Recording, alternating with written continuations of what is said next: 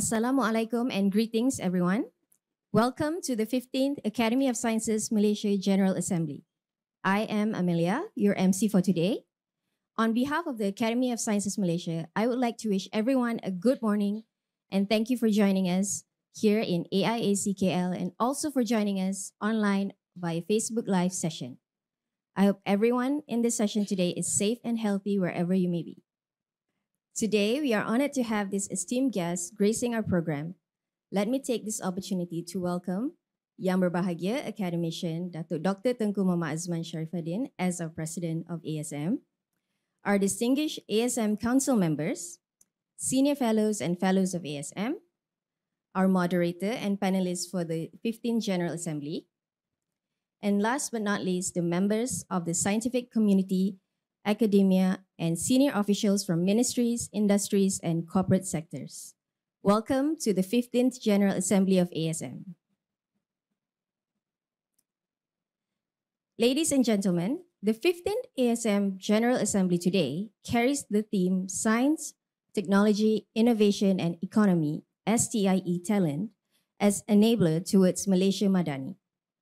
The specialists present today as our panelists will be talking on how Malaysia's higher education ecosystem must work together to change the approach to teaching and learning, research and innovation, and making a crucial mindset shift to ensure Malaysia's continued progress in becoming Malaysia Madani. But first, please join me in welcoming the President of ASM and the STI Advisor to the Nation, Yang Berbahagia Academician Dr. Tengku Muhammad Azman Sharifuddin, to deliver his welcoming remarks.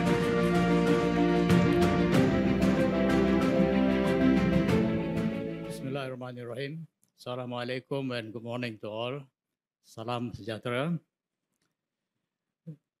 Fellows, our community members from the young scientists, the affiliates, associates, industry players,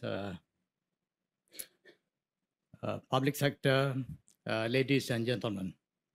It's a great honor and privilege for me to welcome you to this General Assembly, which ASM has been doing for a while. I'll speak more about that later. But we believe that this event is most important because it is very topical and certainly very significant for the future of the country.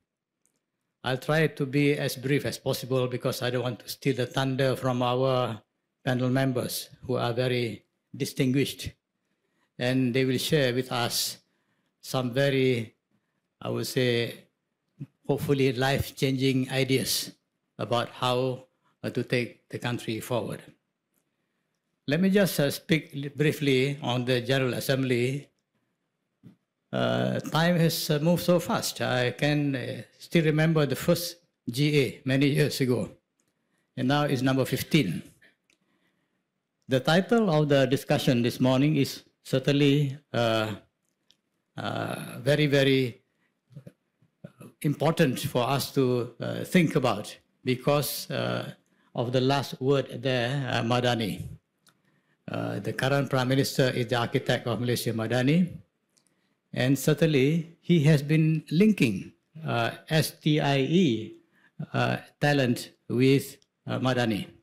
And I'm going to quote him from a speech he gave just last Friday at the Malaysia Commercialization Year 2023 event. But first, what's the objective of this GA? Actually, ASM wants to listen to stakeholders and other role players. We are not closed, not like the past communities of scientists who are almost esoteric experimenters, working in their dark and dank rooms. We are out in the open engaging with people, real people like yourselves. So when we hear from you, we gain new perspectives, diverse perspectives, from stakeholders, and therefore ideas begin to flow. I believe there will be chemistry in this room. I know my colleague Professor Sada is a chemist. I'm not talking about that kind of chemistry. It's a human chemistry. We hope there will be some human chemistry here that enables exchange of ideas, synthesis, so that we can even get much bigger ideas. In our situation, we are always keen to work on ideas that we can follow through and follow up. I will give a recent example. There was a GA some years ago where the panel discussion was about the hydrogen economy. It was so good that I felt compelled to stand up and give my support. And of course, I fell into a trap. Just after the panel discussion, one of the panel members, Professor Wan Ramli, who is an expert in hydrogen economy, asked me, can you help us to take it to the policy level? Of course, I had to say yes, because I had done before some policy work of this kind, but I'm no expert in the hydrogen economy. Anyway, I actually took it for myself as a representative of ASM to take it to EPU and finally got the policy done. You know how much time it took me? 6 meetings. 6 meetings to get through the system. But after that, of course, there was a road mapping exercise. We developed together the hydrogen economy and technology roadmap. So that hours and hours of work, and I want just to reflect to you that things that are discussed here may be taken to the highest level, decisions made, and action plans done for the country to actually take the idea to its logical conclusion. So that's an example. Today's panel, hopefully, I'm going to put a big challenge to our colleagues. Please come up with those sort of ideas so that we can again take it up as a fundamental new development in the development of talent for the masyarakat or Malaysia Madani. But what is Malaysia Madani finally? I have to depend on the Prime Minister to explain it. But he explained a little bit more last Friday. He spoke at the Malaysia Commercialization Year 2023 event, and he actually spoke off the cuff, interestingly.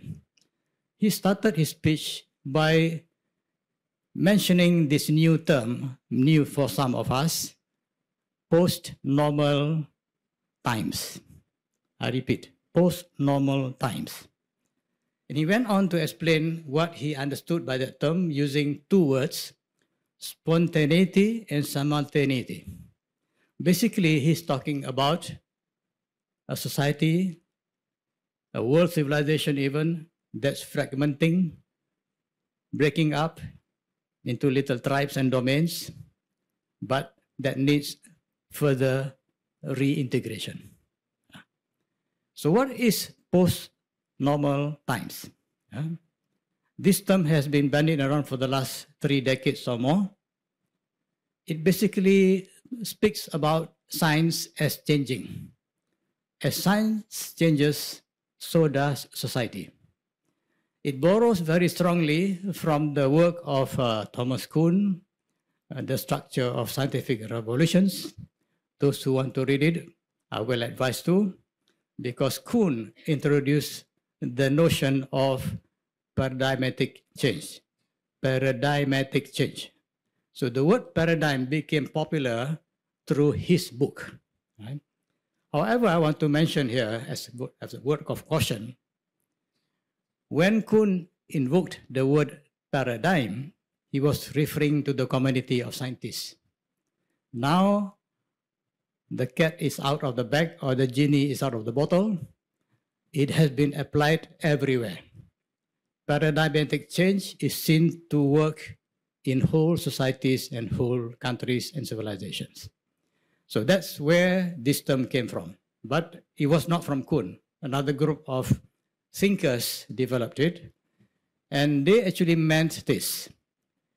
The old science that's dying, is one that is very reductionist. It is mechanical. It is linear. It is deterministic. Right? So scientists think they can predict the future almost. It's very linear progression. Tomorrow will be an extrapolation of today. And so will next year, will be an extrapolation of this year. But things have changed. Why so?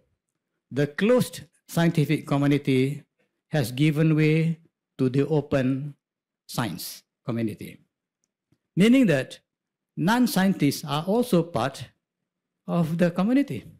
They cannot be ignored.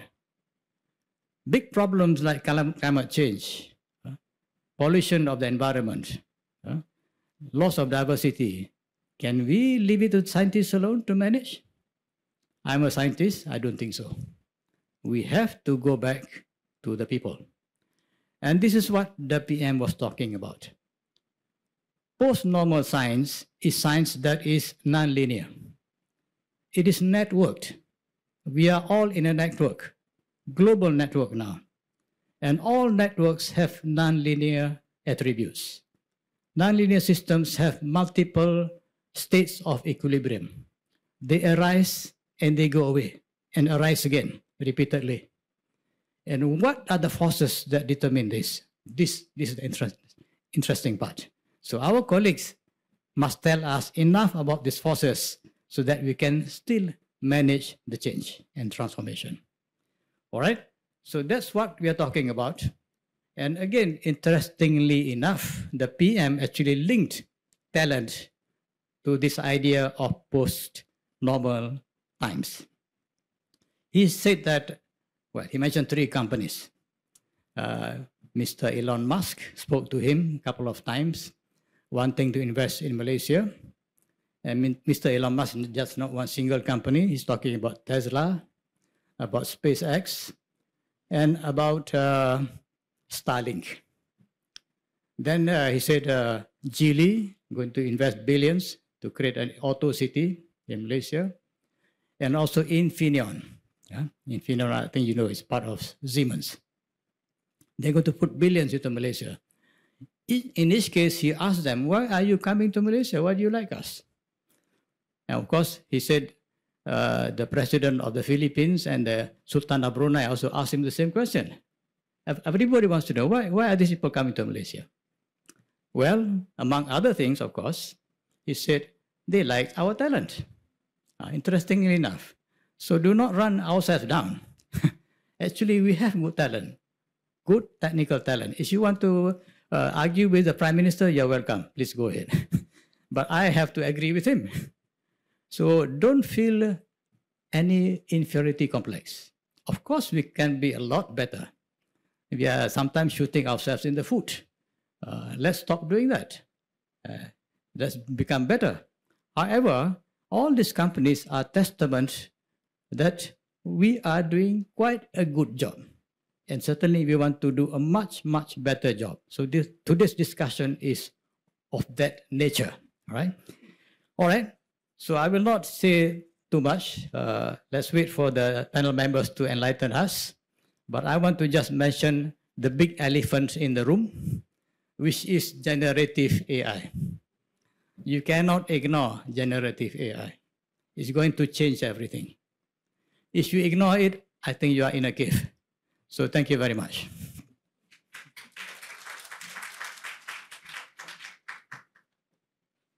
Thank you. Thank you, Yang Bahagia, Dato Dr. Tengku. That was amazing.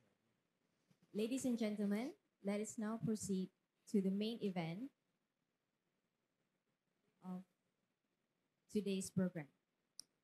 Viewers on Facebook Live, please be reminded that you may submit your questions regarding today's topic in the comment section, and they shall be addressed during the Q&A session afterwards, along with the questions posed by the audience here.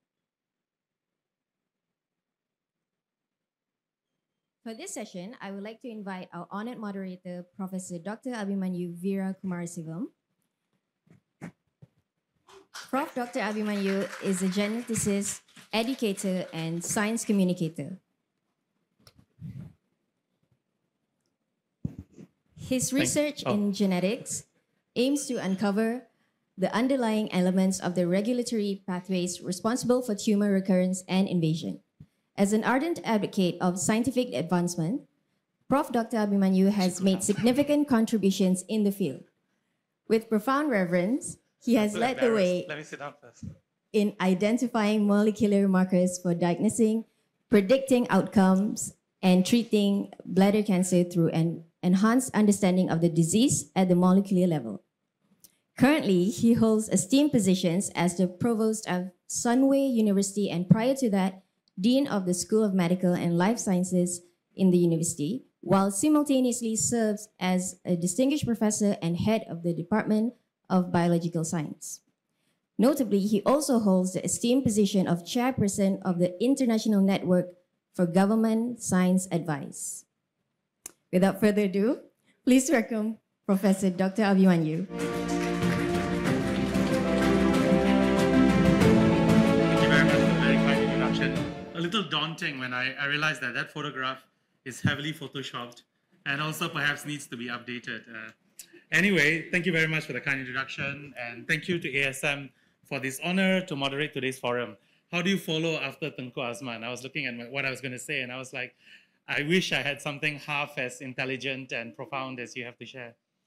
But a very good morning to all members of the Academy of Sciences Malaysia family, distinguished guests, ladies and gentlemen. Thank you so much for joining us in person as well as online. Welcome to the 15th General Assembly of the Academy of Sciences Malaysia. And we are here today for the forum, Science, Technology, Innovation and Economy, STIE, as an enabler towards Malaysia Madani. Call it a slogan or a propaganda, but we cannot deny that Malaysia Madani as a clarion call for all Malaysians to share a vision of a civilized, skilled, and inclusive society is a very compelling one. Looking beyond the rhetoric and certainly the impending 6 state elections this weekend, the Malaysia Madani emphasizes on the 6 core values. First, kemampanan, sustainability.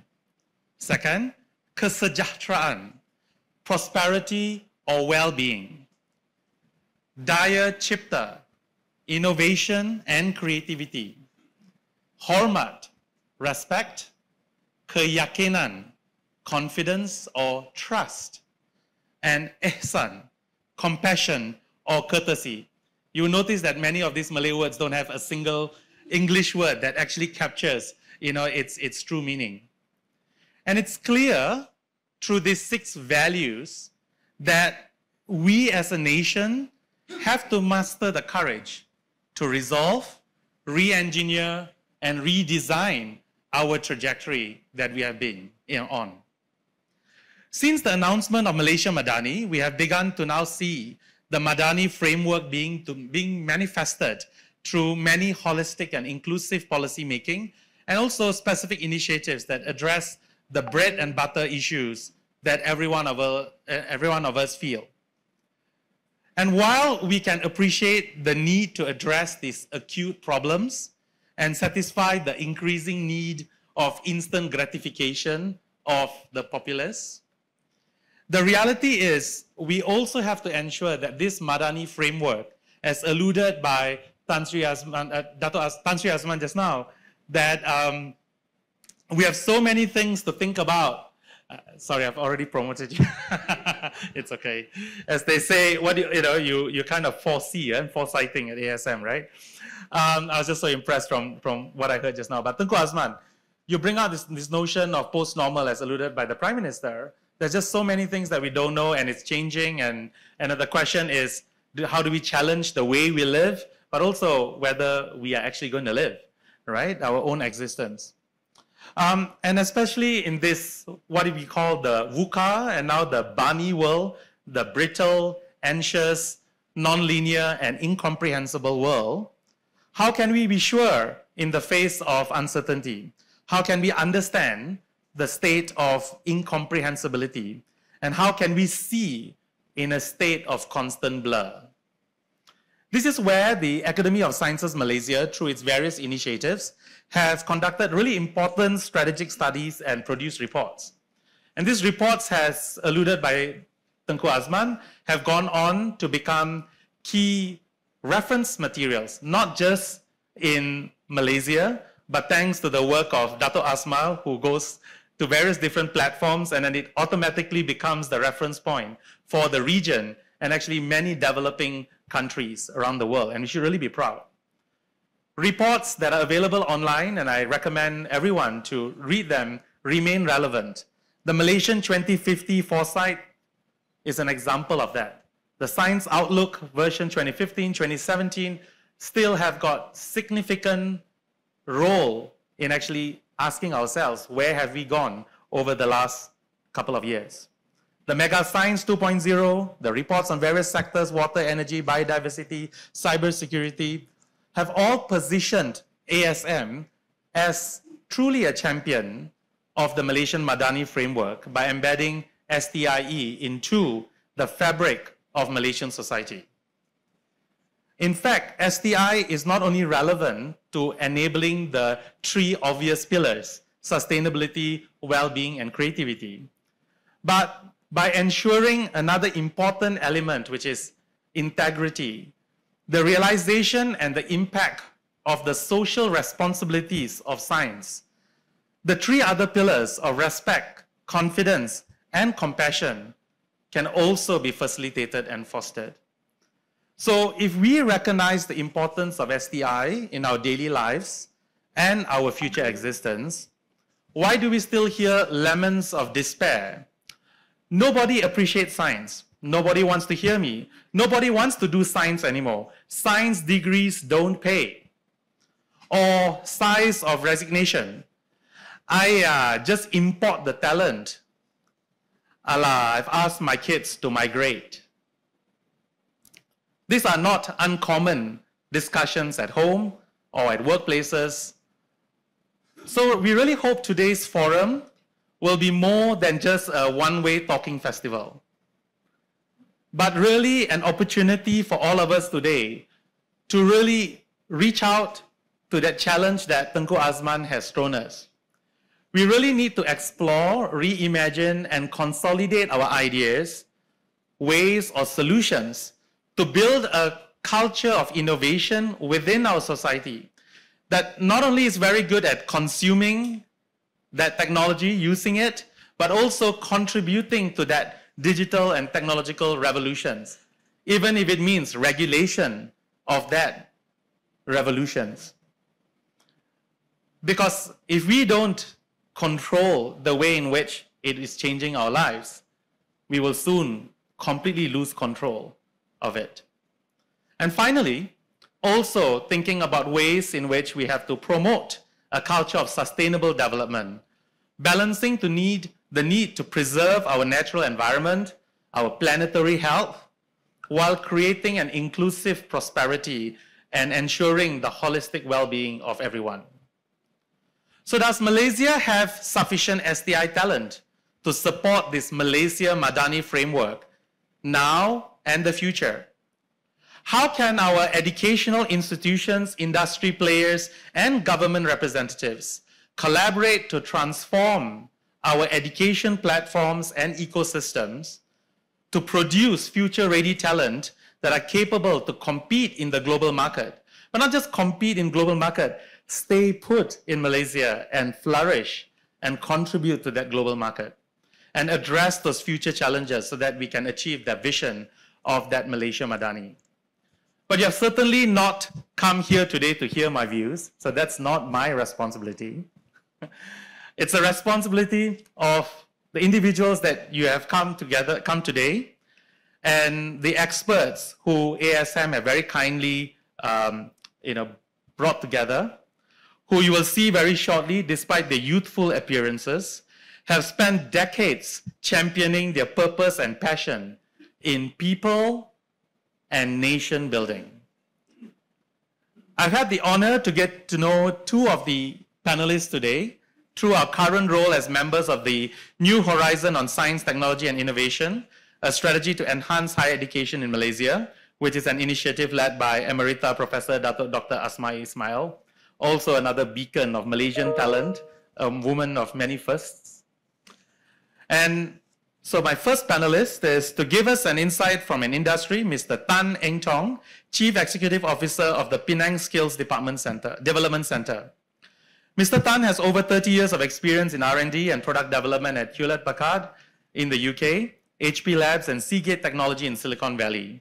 He has mentored tech and social enterprise startups and led an optics startup in Singapore.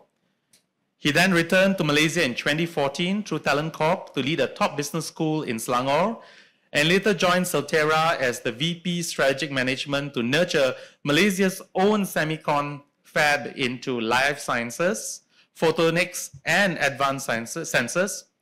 And his passion really is to leverage his Silicon Valley experience to help build stronger businesses in Malaysia. Let's give a round of applause to Mr. Tan Eng Tong, or fondly known as E.T.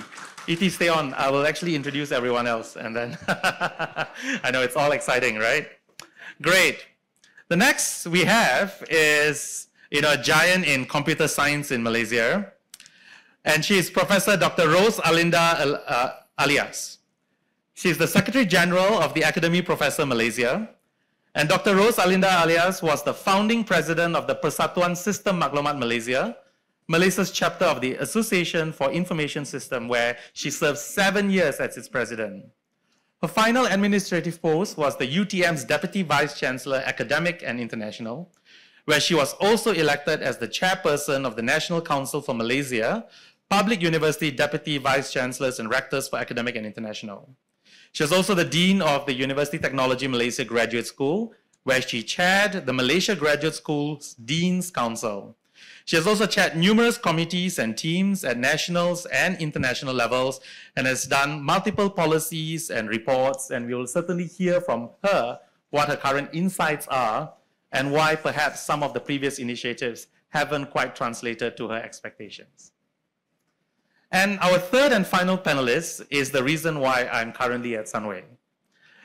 And it's a bit cruel that Academy of Sciences decided to play this trick and get my boss, who I report to, as a moderator.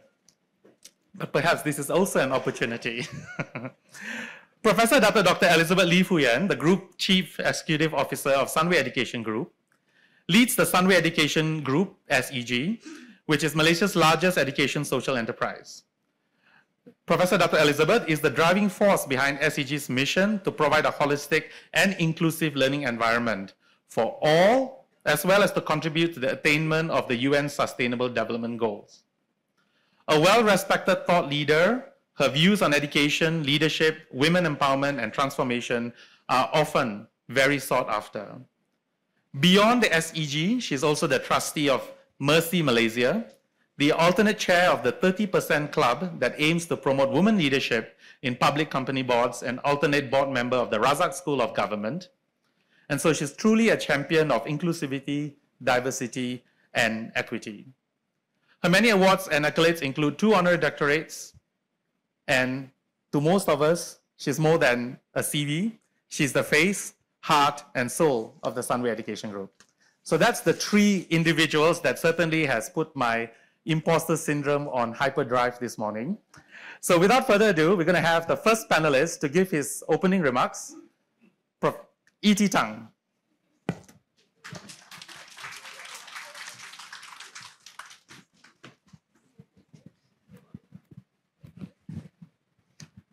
Thank you. They will do first all the time.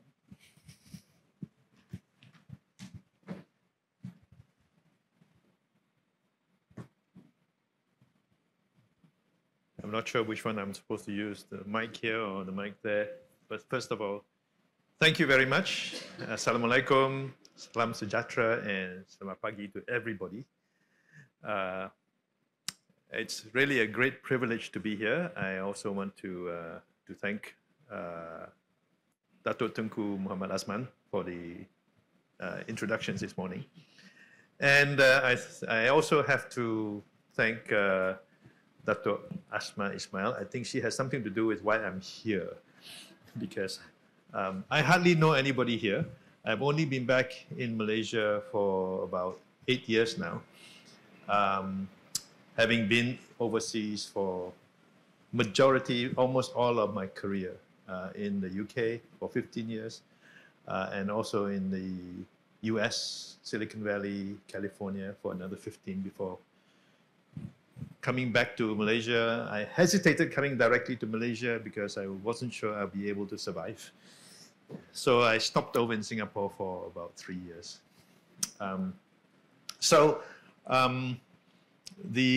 When I was asked to come on this event, the key question that was was posed is, what does Malaysia Madani mean to us? So I was looking through that, and I'm going to walk a little bit, I think. Okay. So the key question is, who is us? So let me introduce the us. Okay. Yes. The us is who I represent today, PSTC. We, Penang Skills Development Center. We are a not-for-profit organization that is led by industry for industry. So when I first came for interview for this organization, I actually thought it was a state organization because of the Penang. Only states are allowed to use the state name, right? So it's established in 1989, I find out, as a non-for-profit. Okay? And financially self-sustaining. The important part is it doesn't actually get operating funds from anyone else except our own revenue. How do we generate that?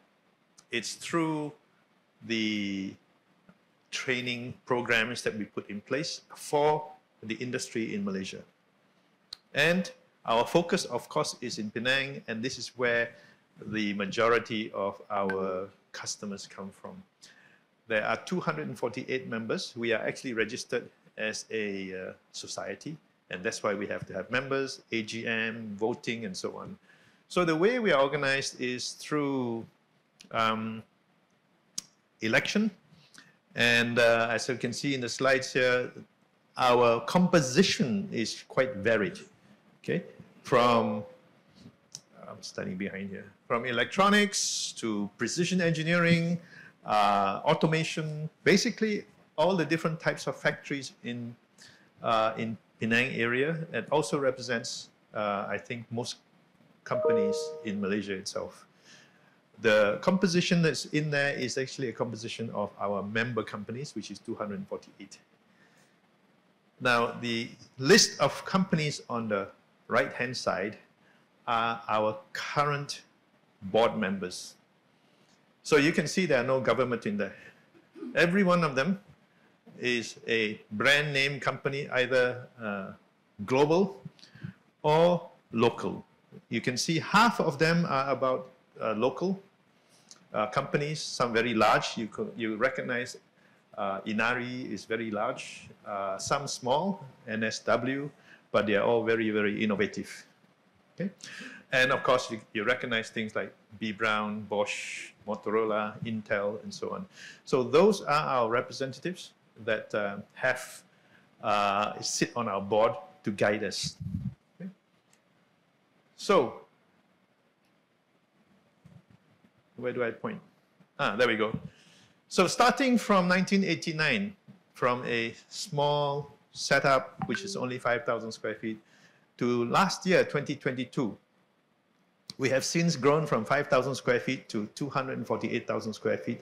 The blue building you see there is actually the current PSTC. So if you're in Penang and you drive towards the airport going home, the most colorful building you see on the left, 10 minutes before the airport, is our car park.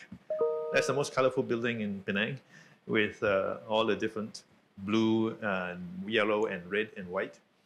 Okay. So you can see that we've grown tremendously from 1989 to 2022. In 2022, we trained 10,000 participants. Okay. That's 1 year alone. So every year since then, before then, we've been training about somewhere between 8,000 and 9,000. 10,000 is a record for us. Okay. And we continue to do that. Okay. That's our plan. So, where is the issue here? The issue is workforce. This picture here depicts the talent and the industry structure. We often don't realize that in a factory, for every one engineer, you probably have 5, if not more, technicians. So now you look at it, this pyramid will give you a sense for how, what is it we're talking about in terms of workforce, in terms of engineering, because very often when we talk about universities, we're talking about the engineers. But there's 5 other people that are supporting the engineers. Even at universities, it's the technicians that organize and help put the machines together to make them work. Okay? And if they're not there to repair, maintain, nothing happens, doesn't work. So we don't actually recognize the hidden talent that we are actually needing. Where do we get that hidden talent if we keep considering those as second-class citizens? When I come back to Malaysia, one of the things I realized is, and that was in my mind before I left Malaysia, is that if you don't go to university, you are not successful. That is our culture. If you don't go to university, you are second class. That's our society. But when I was in the US, you look at all the movies and shows that people have on CSI, all the investigations, all the police investigations and all this. The people that make the discoveries are discoveries of crime, of assessments, diagnostics. They are all technicians. Those are the movies we watch every day, or these days. Technicians. You don't see in Crime Watch, the engineer discovered something. It's the technician that's actually helping the police, the hospitals, and we don't see those people here in Malaysia as that. So I want to kind of use this picture here and say, we need to recognize, okay? For engineers, when they get a degree, they're very mobile. They can go anywhere, and we complain about them going to Taiwan, Singapore. Wow, they're paying 3 times more. But you know, the technicians, the ones who are not able, they don't go very far. They prefer to stay home. That's what I record here. A large proportion of the salary is on accommodation. If you're getting paid 2,000, 2,003, 3,000, 500 goes to accommodation. They can't travel far. So they are not the ones who are losing out overseas. Except if you're in Johor, they will have to go to Singapore. But elsewhere, no. Now let's look at then the bigger picture. Where is the supply coming in from? Engineers, mostly from university. The technicians are the ones who couldn't go to university. That's the bulk of our workforce. So I labeled it the following. The bottom half is a workforce problem because you need a lot of them, and that's where the news comes. The top half is talent. That's where we complain about people leaving the country. How we bring them in.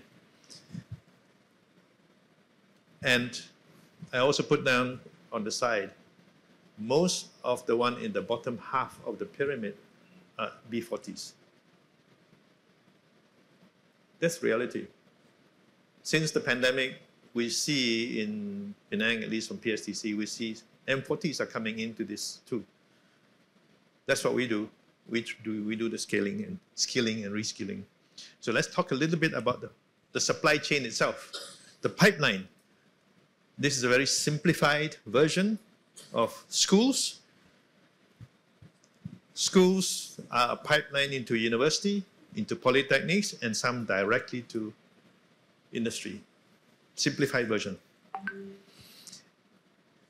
What we have today are the issues.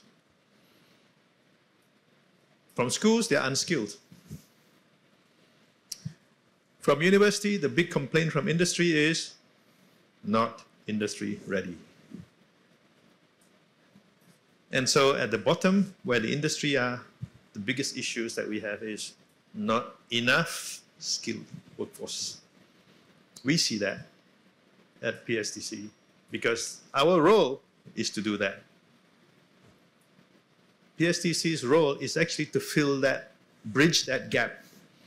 And I would also say other training institutes, other training providers do that too, including polytechnics in different ways.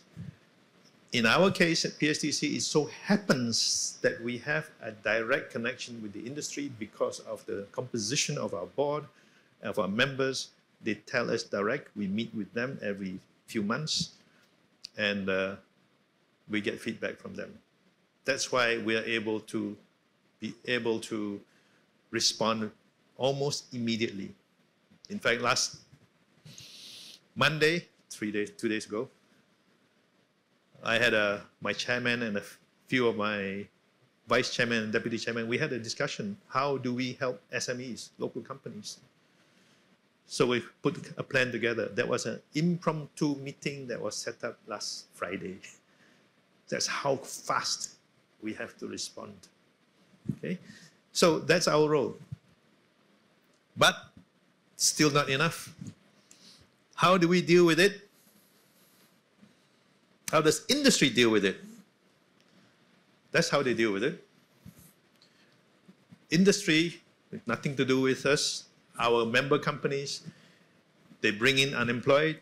They bring from other companies means they're poaching from other companies, stealing from other companies. That's what happens predominantly in Penang, in other places, but very, very seriously in Penang.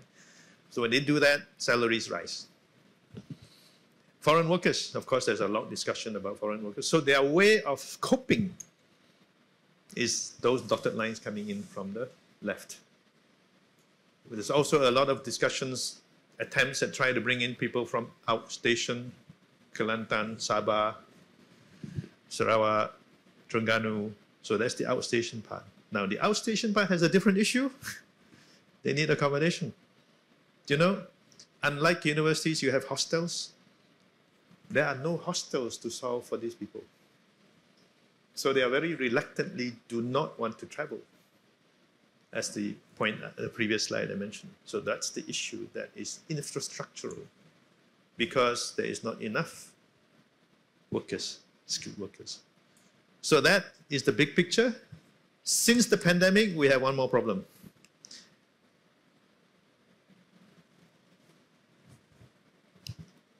That problem is, I'm not sure where I'm supposed to point. There we go. That problem. Social media, gig. Today, children, students in school get more information on their handphone than they do from school. That's a fact. We just talked about that. When they do, their main issue is, oh, let me follow my friends. Somebody's making 3,000 on Grab. Let's go. What they don't hear is, what are the other things you get from skilled careers that have a longer term future? When you have the skills, nobody can take it away from you. When you have a motorcycle, you can lose your motorcycle. So that's the thing, communication that we haven't had, but it's being communicated through the handphone today. There's nothing you can do to stop it. Or can we? This is where PSTC and some of our colleagues and organizations in Penang, we said we need to do something different. We need to get to the schools because that's the beginning of the pipeline. We need to get the schools to counter what they see on the handphone because the only thing you see on the handphone is handphone and all these other things. So we created some programs, as you can see, we're doing now in-school programs, Okay. 1 day a week. And you can see some of the things we're doing.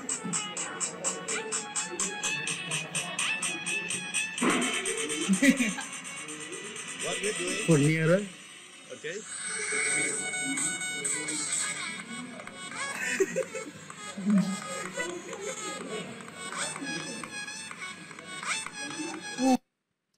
Okay, what we're doing is, the mic suddenly died. All right, so instead of just getting them to look at screens, we get them into activities. You can see this is one of the things that we did last year, 2022. Okay, as you learn to put together electronics, and then we show them that you can build those things, you know, they get excited. 14, 15 years old is no longer learning about these things on a PowerPoint, no longer showing, here's an LED, it's a picture. This is an LED rail, and if you put this together and it takes you 4 weeks to learn how to put this together, you can get something exciting. You know what? Students who would ponteng class, normal days class, they come to this workshop 1 day a week, 2 hours. We've gone to 18 schools, 14 schools. It's a successful pilot. What we're doing now is we're proposing to MOE, we're proposing to Talent Corp, scale this up. Why? I hope nobody gets upset. Why? Because our school system doesn't do this. Our school system used to do this. When I was in Malaysia, before I left Malaysia, I had to learn industrial arts. And I know some of you do too when I speak to you. That's what you do. Today, it's all industrial arts, it's on PowerPoint. Teachers teach slides. There is no way to excite students in school to want to do STEM, to want to do STI. Because STI, we know, is all to do with hands and your eyes, not just your eyes. So, without much, if you have that, look what you can do. And I want to come back to Tengku's point earlier about the talent that we have. To do design, when you go further, this is the path of how you create products, create technologies. This path is from finished goods, concept, to finished product. That's how you make a product. The different parts of it is product development, manufacturing, product marketing. Guess what we do in Malaysia? Manufacturing. Very little, almost very, very few product development. Because if you don't know how to do product marketing, there is no reason to do product development because you don't know how to sell it. I just want to have an experiment. Think about what is it that, which company in a Malaysian company that actually sells products? Watches, electronics, phones, what? Even this, a mouse. If you don't do that, you don't need product marketing because you need to say what's the difference between this mouse and that mouse. That's product marketing. We don't have that. Now, to do that, you say, okay, we do this. However, you also need one more aspect of it, which is on the other side. You need to design chips, because if you don't design chips, you have no difference. So that right-hand side, the left-hand side, is about IC design, is about fabrication, about chips, and then you put them together into a board. So if you think about it, today, your fridge, your aircon has a board. That board is on the right-hand side. You're making a fridge is on the left-hand side. Oh, sorry, right-hand side is the fridge. Tesla. You talk about Tesla. What is Tesla coming to do? They're coming to assemble a car, which is here on the right-hand side. You know what else is in the car? The electronics is on the left-hand side. Are we doing electronics? Actually, the answer is yes. Penang, we're doing all of the electronics in different parts. Let me show you. Oh, okay, talent issue and workforce issue. Okay, last two slides. In Penang, we already have these technologies in different companies everywhere. This is a list of what is being done in my member companies, local and foreign. We already have them. DNA sequencing, Siltara, that's what we do. Okay? EV technologies. Do you know Malaysia has an EV company? It's called Eclimo, motorcycles. We have it. They have patents. Okay? Penang already has the technologies. The talent is here. But we don't know that in Putrajaya. What's even worse? Penang has already Malaysia's got all these companies. These are companies that are supplying to those things. And this list is from MIDA. You see the value chain that we have in Malaysia? We have a much stronger value chain than in Silicon Valley, than in anywhere else, on every one of these. I just won't go through that. So I'll finalize and say, so what does it mean by Malaysia MADANI? It means working together to make this work. Untuk membangunkan negara. We have to do together. Thank you. Great. Thank you very much, Iti. Thanks, Iti. Thanks, Iti. Great job. Yeah. Thank you very much. Thanks for giving us ending on a very optimistic note on the fact that we actually do have ingredients in that value chain. The question is, how do you actually assemble it? Perhaps not so optimistic about our abilities for our schools to innovate equally quickly, but I hope this will be fodder for our panel discussion. Next up, we will have Professor Dr. Rose Alinda Alias.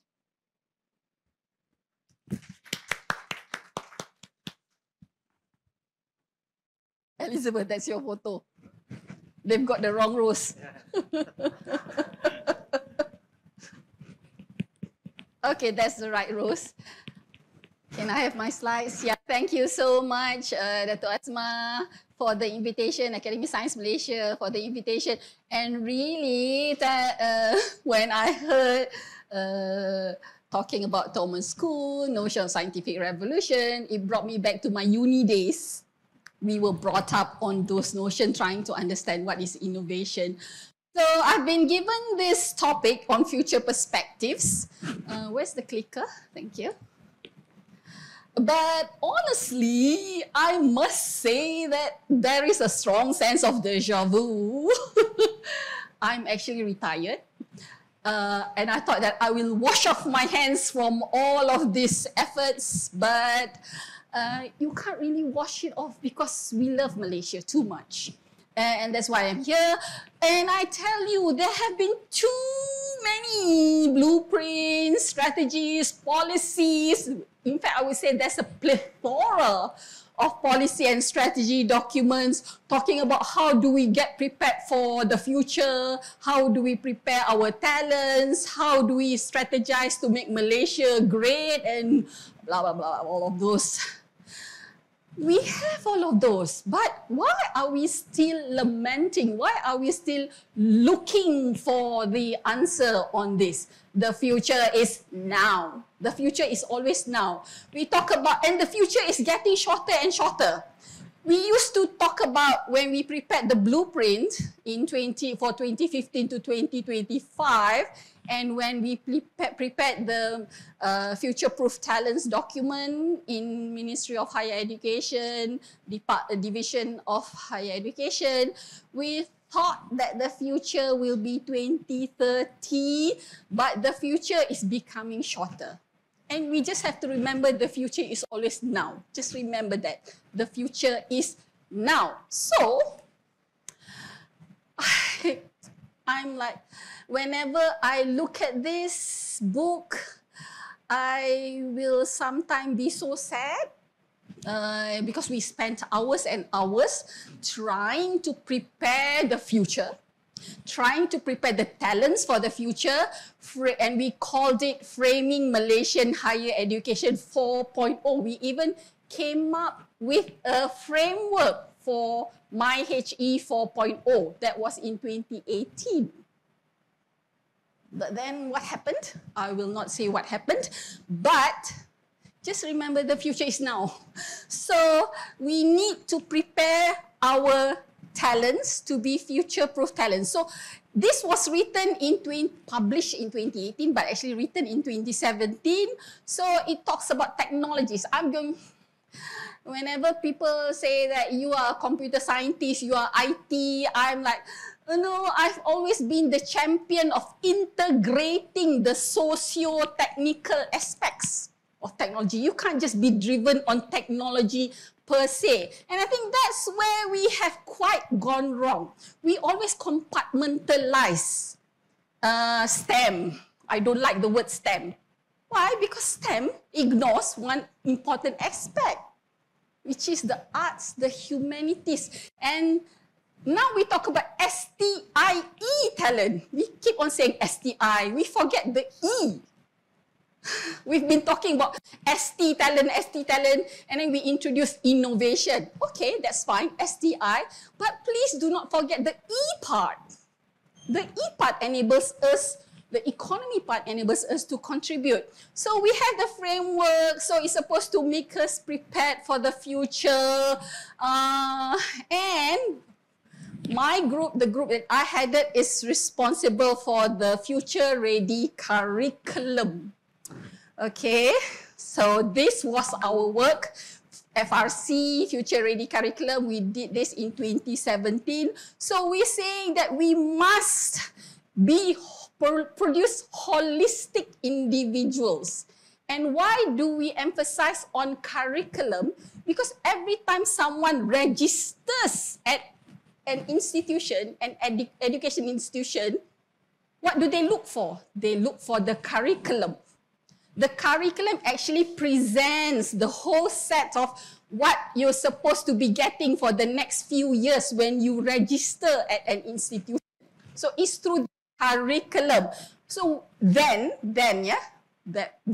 we were saying that the curriculum must be future ready, in the sense that it's not just about the curriculum. The curriculum has to be transformative, in the sense that you have to have interdisciplines, intradisciplines, multidisciplines, going towards 4IR, fourth industrial revolutions, prepared for all sorts of technologies, be future ready, 4IR ready, and there has got to be what E.T. was highlighting about. You cannot see that academia is responsible for what happens in university.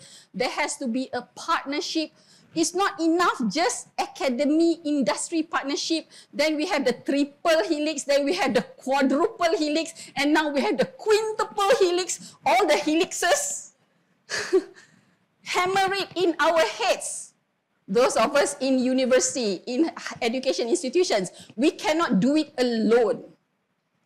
But the big problem that we now have is that our young ones, our future talents, are no longer seeing the need to register at a university.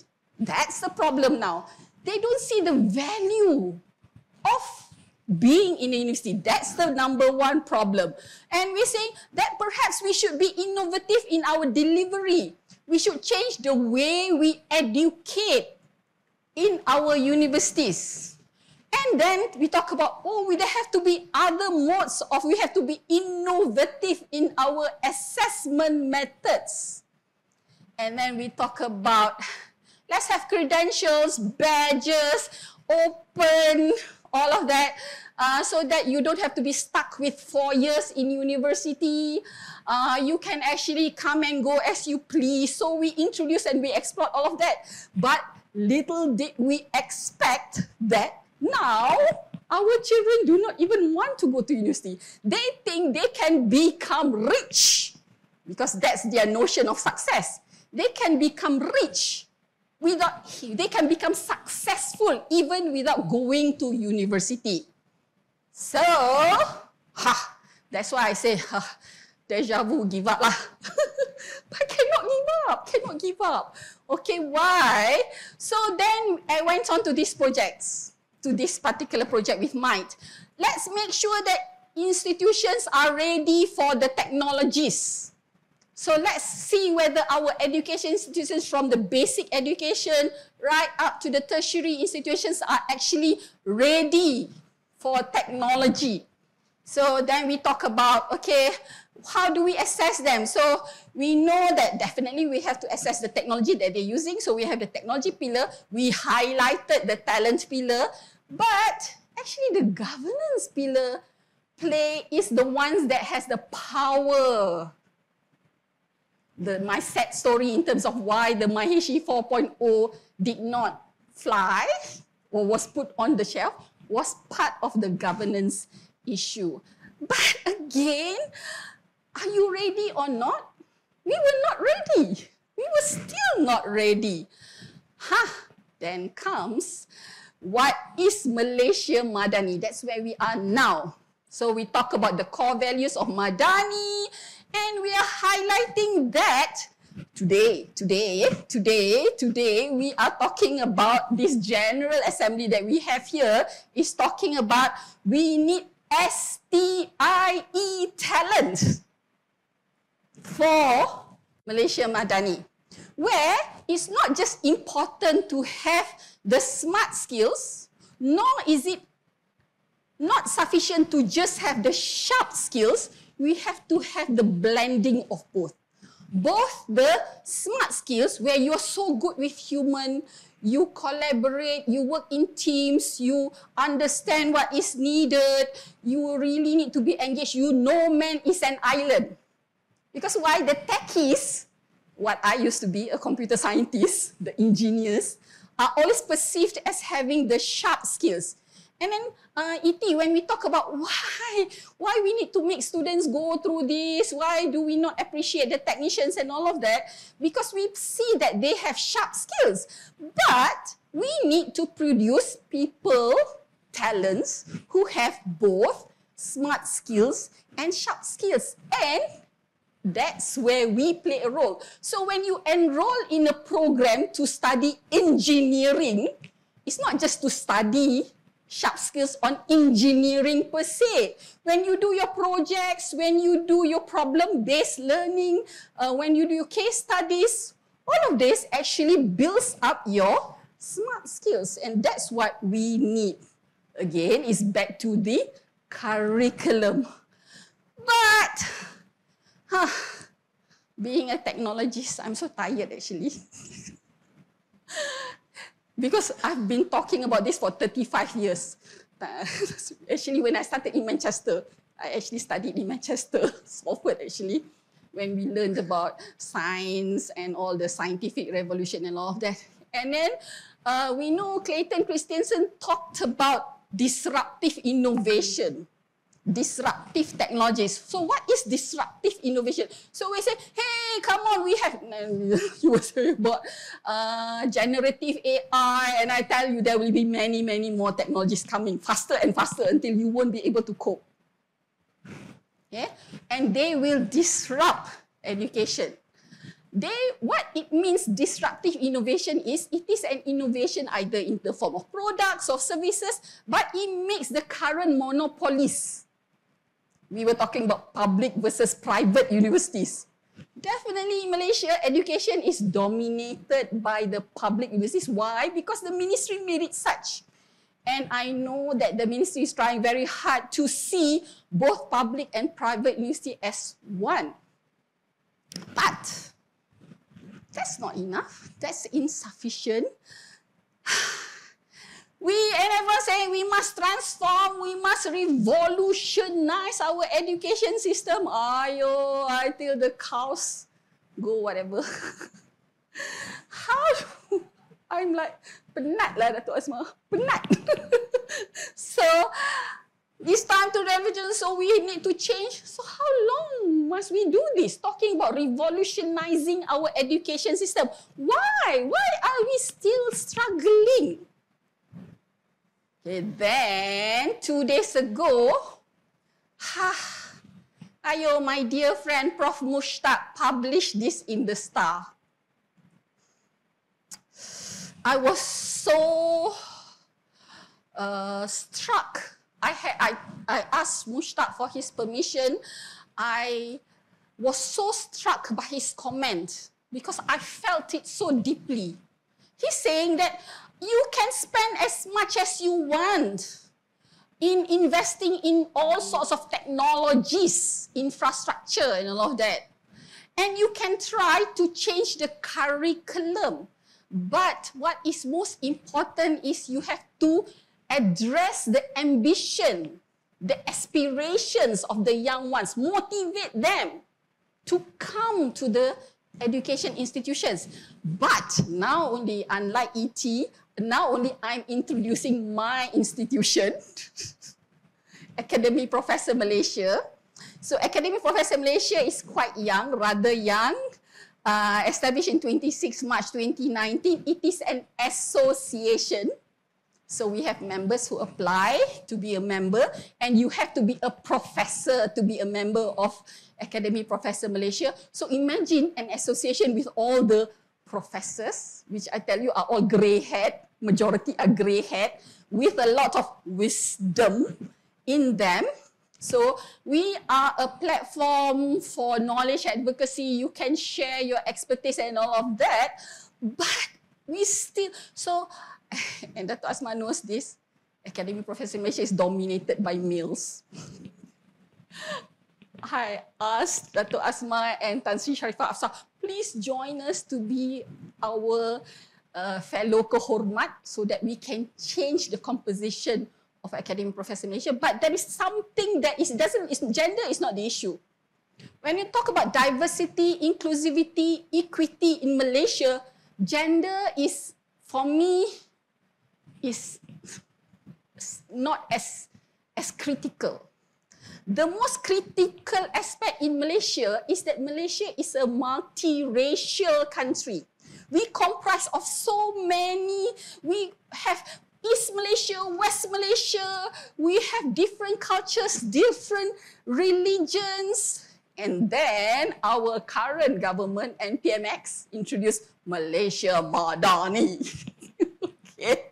So we thought that we needed to discuss what is this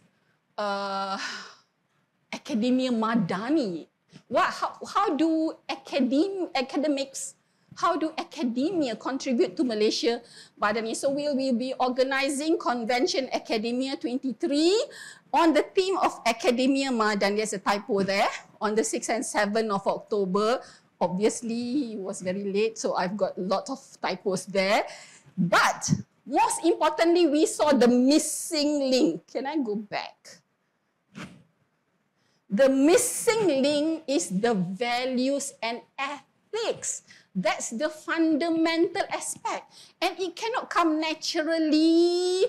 It must be something that we see as important, must be explicitly incorporated as we go all out for the STIE.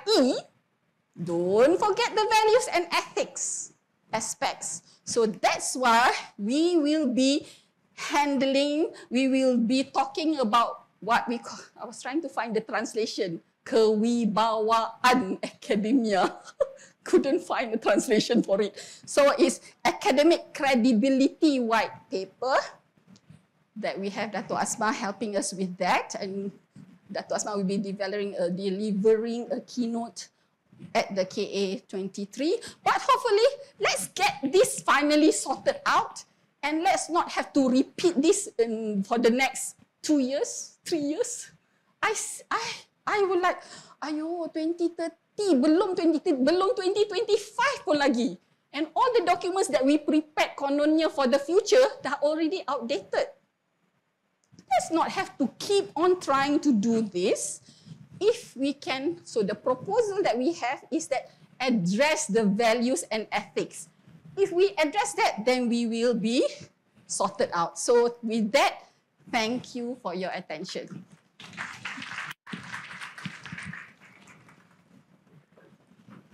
Wow, thanks, Prof. Rose. Love the energy, right? You know, even though she says she's frustrated, but I don't believe it. You know, she's still so excited, so energized. And I think, thank you so much for reminding us, right? I mean, you can change all these various different pieces in the puzzle, but that challenge that Tengku asked us, you know, what are the factors? And in your case, you think it's that shared values, right? And that's what this Madani concept, right, that is trying to bring us together to have that collective vision. To a certain extent, Vision 2020 was that, right? It was about bringing everyone together on the same page, independent of whatever our background was, to come together.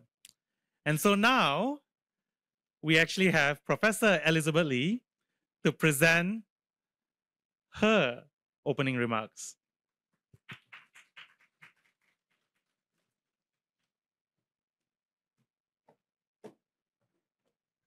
Thank you very much, Prof. Abi.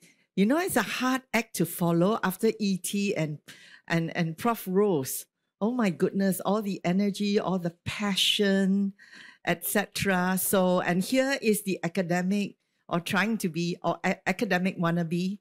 I have to say academic wannabe because I'm in the presence of people like Prof. Asma, my idol academic.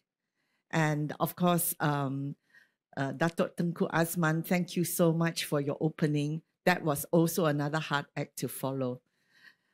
Ladies and gentlemen, first of all, let me salam Malaysia Madani. Prof. Abi talked about the clarion call. What is Madani? So I know the words were so difficult. E.T. and I were just saying just now, you know, and then how it's all so cleverly added together. So I thought I'd take a shortcut and I went straight to Wikipedia. And it's quite simple. It's just 3 focuses on good governance, sustainable development, and racial harmony.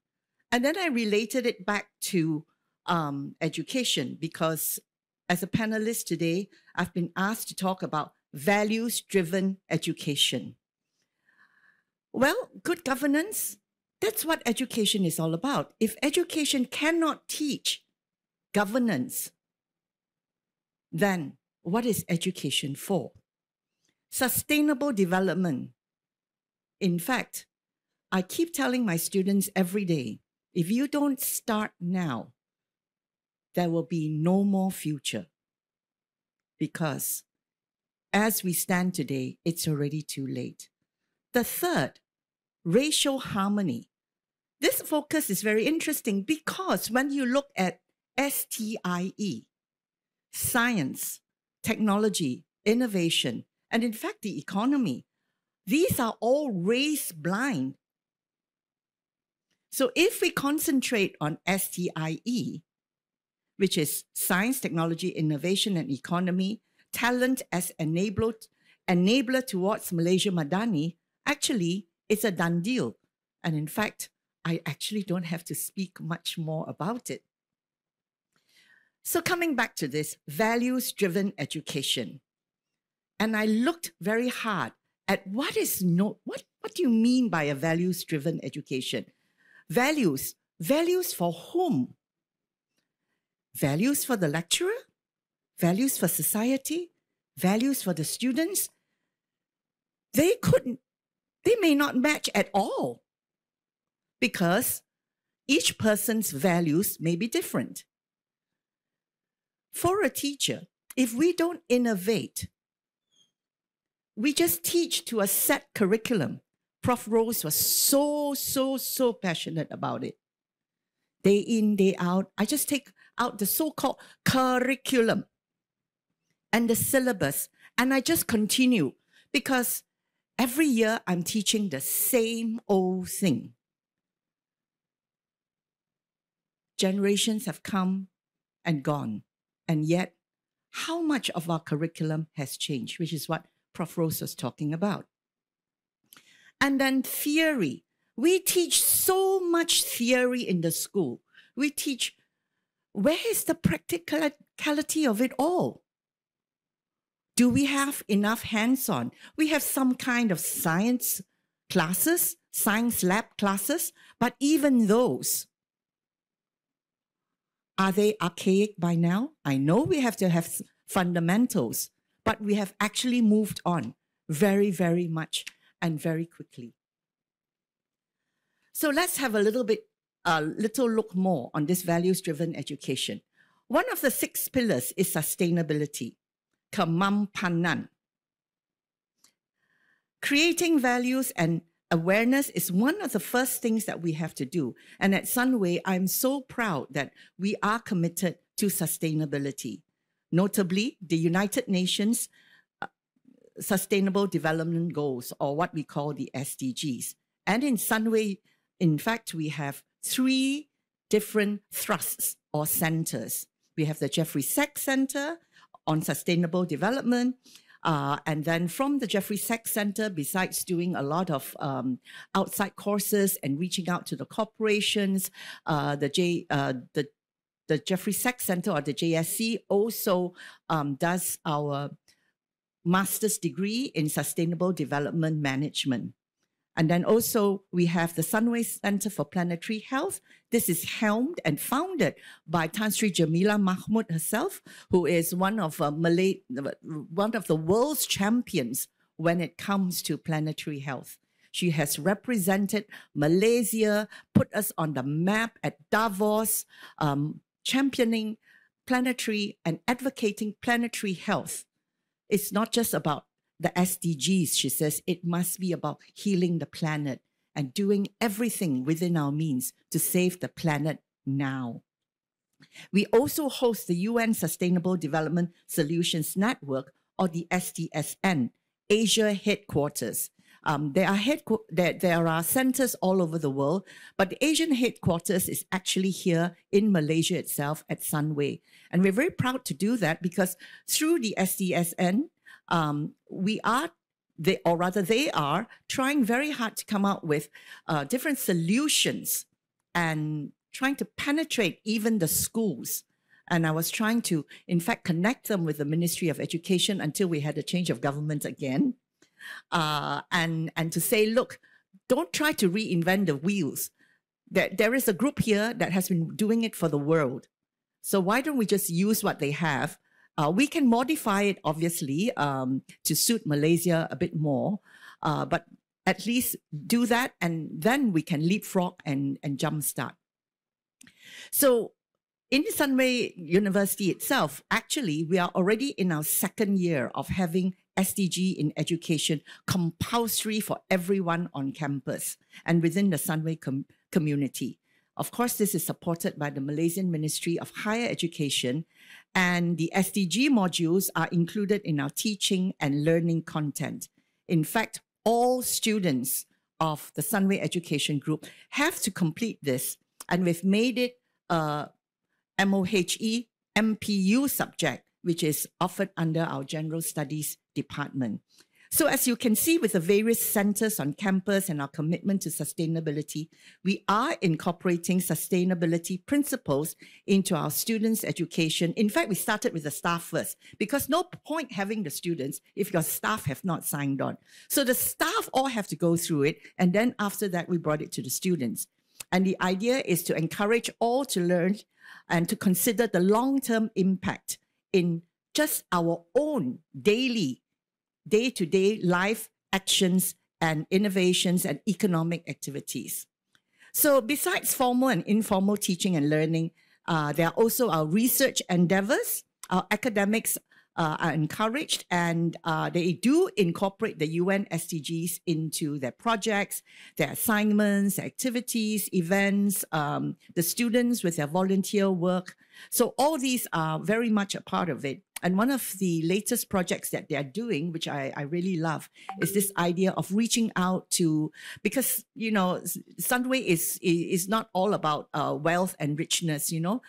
Beyond that, we have very poor areas, pockets of poverty. And so to have our people, to have our researchers actually going in there, and this is led by our Pro-Vice Chancellor for Research himself, who is going in there and conducting a study within these communities and seeing how to work along with them and bringing them up. So, so that's that. So the idea is to create awareness and understanding on the importance and connection with the SDGs. Now, we also believe by embedding the values and culture of sustainability in the curriculum and research, we have to do it very actively. And these are some of the ways that we are doing this. One of them, I talked about incorporating these principles and the concepts into a general curriculum, but more specifically, even into the academic disciplines themselves. So it's not just about environmental studies. So if you're studying business, engineering, social sciences, or even the arts, the idea is to infuse sustainability-related topics and discussions into the coursework so that the students can understand the broader implications of their own particular field on the environment and the society. Then earlier on, Prof. Rose also talked about the approaches, the interdisciplinary approaches, encouraging collaborations between the different departments. I would go one step further, even transdisciplinary approaches, which is with industry. Prof. Rose talked about all the helixes. I love that. And that's exactly what we need to do because very much so, we cannot, no longer can we be I say, you know, they always think that academics, we sort of live in our own tempurung. We are actually the frogs lah. And we are under the tempurung, and we just don't really realize what's going on out there. And if our students do the same, then we are doomed, you know. So that's very important. And then the next is, of course, I mentioned it, I touched on it a little bit, which is this experiential learning. I love the fact that our Malaysian higher education Malaysian higher education ministry together with our MQA have placed so much importance on experiential learning. It is because we need to offer more hands-on experiences which are outside of the textbook, such as field trips, community engagement, projects, very important internships that allow students to directly interact with the industry or even the communities. And this practical exposure is what helps the students understand local challenges and explore hands-on the sustainable solutions in real-world contexts. The next thing would be to research on sustainability, that we need to prioritize research initiatives that focus on sustainable practices such as renewable energy, waste reduction, resource management, and of course, community well-being. Community partnerships, to forge partnerships with local governments, NGOs, businesses, need I mention them all? Just partner with everyone. Promote critical thinking, very, very important. We must always encourage our students to ask questions, to even criticize us, to challenge us, teach our students to evaluate the trade-offs and the long-term impacts of the various solutions. So important. And then, of course, ethical considerations. Let's introduce ethical discussions about sustainable practices and their implications head on, way before. Help the students understand the ethical responsibility of preserving the natural environment, promoting social equity, and ensuring economic viability. And last but not least, leadership and advocacy. Let us equip our students with the skills and knowledge to become advocates for sustainability in their future careers. There's also institutional sustainability practices. Let's lead by example. And that's what we try very hard to do in our campus. And of course, continuous learning. It's not just about what they learn in school, but to enable our students to keep coming back, enable our communities to come back. And that's what we're trying to do in Sunway, to open up the campus, to reach out to the community. And I'm so excited that we have this new sanctuary that is right next door to us, and then inviting the guests of Sanctuary to actually come join us for our talks, to interact with our students, to pick vegetables at our future X farm, and just to be part of the community so that our students can also learn to integrate with them, and they also, I believe, will become healthier and longer living. Another value that we want to teach our students, which is very important, I think, is this idea of balancing public good and profit making. There's really nothing wrong with profit making. Some people make it sound so dirty, you know, but actually there's nothing wrong. Profit making is very important because it really makes what the world goes round. You're talking about STIE, you're talking about the economy. Without profits, without money, without that resource, you really can't generate and make the economy go round. So making profits is very important for the sustainability of a business. And really, it's not doing business or making profits that's the dirty words. It's really that why don't we think about doing business by doing good? Social business, share the wealth. Because a lot of people, wow, they amass the profits and they put it in the bank and then they watch it grow. That's not good. That's not going to help your economy. That's not going to go out there. You know, after the pandemic, all of us were very conscious. We were saving money, and actually we managed to save quite a fair deal. And when my colleagues came back and I noticed that they were not spending. So I said to them, excuse me, did I cut your salary? No. Why are you not spending? Saving. Saving for what? Saving for a rainy day? I said, the storm is now. Please stop saving. Start saving the economy. If you don't spend and go buy that handbag that you wanted before the pandemic, I will cut your salary. We need that economy to go round and round and round. Otherwise, we are all dead.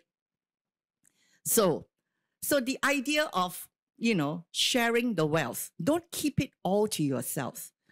The Jeffrey Chia Foundation is one of the largest education-focused social enterprise in Malaysia. It is a foundation.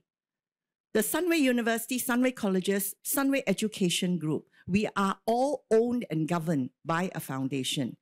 We are very fortunate and blessed to have our chairman who has bequeathed everything to a trust, and now it is in a foundation. It's a live foundation, and hopefully we wish very much for this foundation to be able to encourage and to also inspire other people to also come forward and do good by, well, do business, but by doing good, or do good by doing business.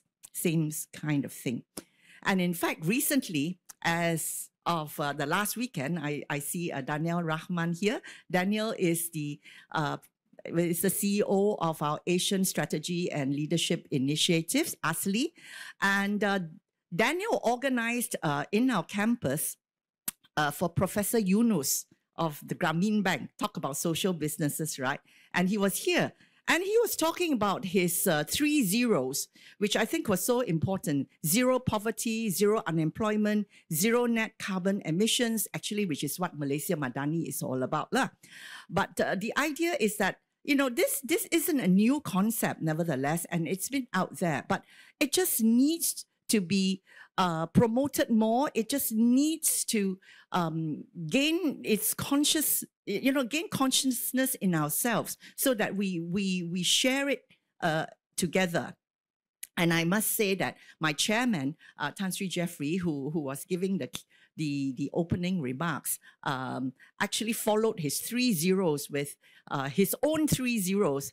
And I must share it with you because it's, on one hand, it's very funny, but on the other hand, he was just spot on. And these 3 zeros that Tan Sri gave were 0 stupidity, 0 greed, and of course, 0 corruption. All 3 are also very fundamental to what Malaysia Madani is all about. and in fact, this very chairman of mine believes that education is the one that is going to lead to better futures and better lives for our young people, which in turn contributes to the betterment of our nation. But we can't just say education, education, education. What exactly? Let me qualify it. Values-based education. Okay? Let's move on. So, while we instill and nurture our future students to be good global citizens, whatever revenues we make is actually plowed back into the JCF to support the underprivileged and the deserving through scholarships and research grants. And our scholars are also encouraged to step out of their comfort zone and seek opportunities to broaden their outlook. Have I finished my 10 minutes? Ooh, sorry. Okay. Maybe I will cut short there and catch up through your questions and answers and talk a little bit more about that. Thank you. Thank you. Now you know why it's so hard to moderate your boss. I was like, should I not? Should I not? Thank you so much. That was excellent. And I think your closing statements regarding these values again, and how having a shared values and communicating that values, including your moral justification of why it's okay to buy Gucci and Prada and how it's great for the economy. All right. So anyway, unfortunately, our fourth speaker, Sam Isaiah, called this morning to say that he was down with a fever and flu, and of course, we decided that it wasn't a good idea for him to be here. But what that means is we actually have a lot of opportunity for discussion. And so I'd like to invite the three esteemed panelists, E.T., Prof. Rose, and Professor Dr. Elizabeth on stage. And you don't have to put in my face there. I'm sufficiently oversized. Yeah.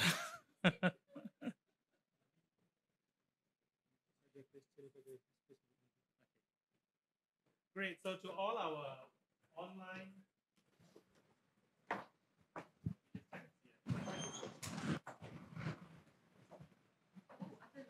Yeah, you are there, Abi.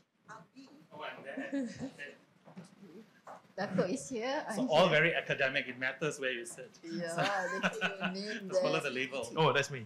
Okay. Where do I sit on this side? Oh, Okay. yeah. All right, thank you. So as Tengku Azman challenged us earlier, this is not meant to be a one-way traffic, but I think let's give a huge round of applause to our three panelists, because I think you really set the scene. You not only gave us an indication of what you felt Madani actually can mean, so it's not an idaman, but actually can be a reality, right? But more importantly, you have given us some questions too, because I noticed that each one of you did provide us an insight, but also you were hesitating to tell us what are the factors that's actually inhibiting, right? So for example, E.T., you said, we have everything in Penang. Well, I think the Kedah Menteri Besar also has the same view, right? So if you have everything in Penang and you said that, but the corridors of power in Putrajaya haven't recognized this, could you perhaps explain a little bit about how would you like that recognition from the Putrajaya? Mm-hmm. What is it that Putrajaya needs to do so that what you have, everything in Penang, can translate for this whole Malaysia Madani? Okay, thank you very much, Abi. I think I need to qualify Penang is the bigger area of Penang and Kedah and the northern region itself. Because you can't really separate and draw boundaries where talent and technology lies. In fact, technology really is borderless. Okay, so the key part here is that because of what has transpired, what has been built up in the region, I would include Kolim and Penang. the ecosystem has been built for 50 years. So that ecosystem actually transcends Taiwan, Korea, Shenzhen. So when Penang was started as a free trade zone in 1970s, Taiwan was still in a cultural revolution. Chiang Kai-shek was still in charge. Korea was struggling. They were still, they just kind of completed the Korean War and trying to recover. Penang started. So if you look at what's happened, is that today, Korea is ahead of everywhere. Taiwan is like the chip capital of the world. Penang had a head start. Malaysia had a head start. What happened? Okay, and what's happening now is more companies are opening up in the area. I would now include the northern region. Sure.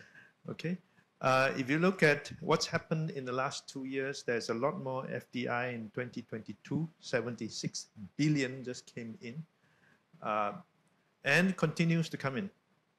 And those companies are not your small companies. They are the biggest in the world in what they do.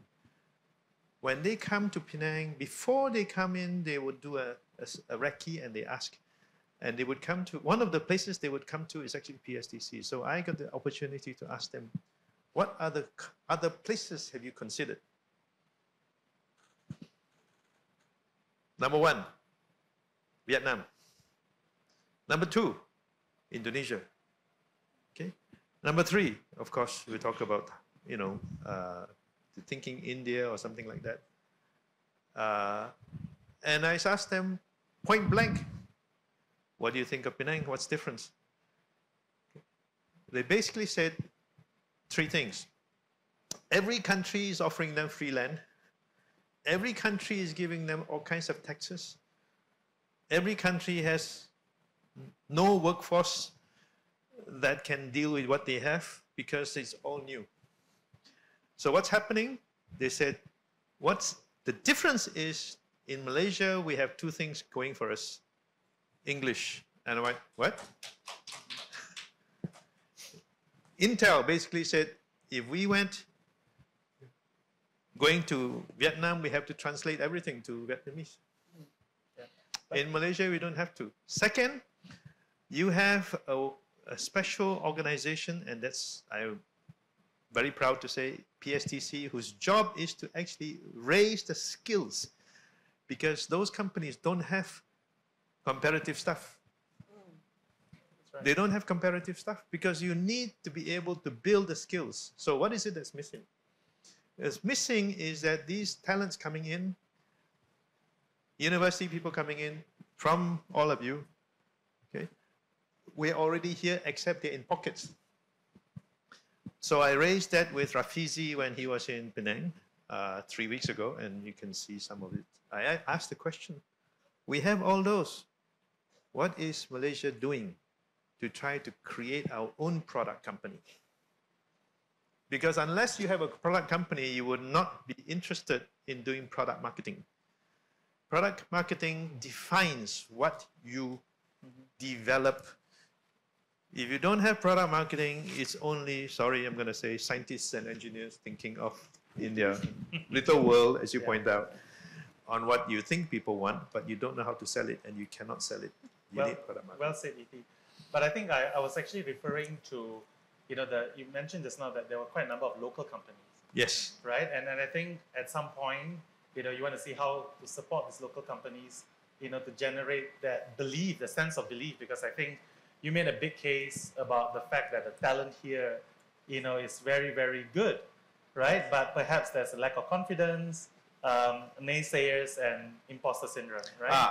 So proving, and making sure that some of these companies become the next unicorn or next, big company. What is it that is needed, at least from the PSDC perspective? I'm going to bring it in from an industry perspective, because what I do see is the exposure to that. We do have many innovative companies, small ones, and some have already become big.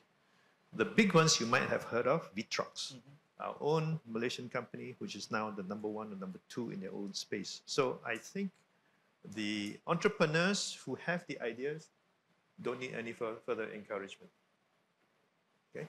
Because they know what to do. What would help them are 2 things. One is if we can, I've raised that before, one is we can, as a government, allow tax incentives for R&D. We actually have tax incentives for R&D. Because R&D is a very big area and is full of risks. Because for every 10 ideas, maybe 1 succeeds. And that requires a huge entrepreneurial experience. And I see that also from Silicon Valley because the ratio is 1 to 10.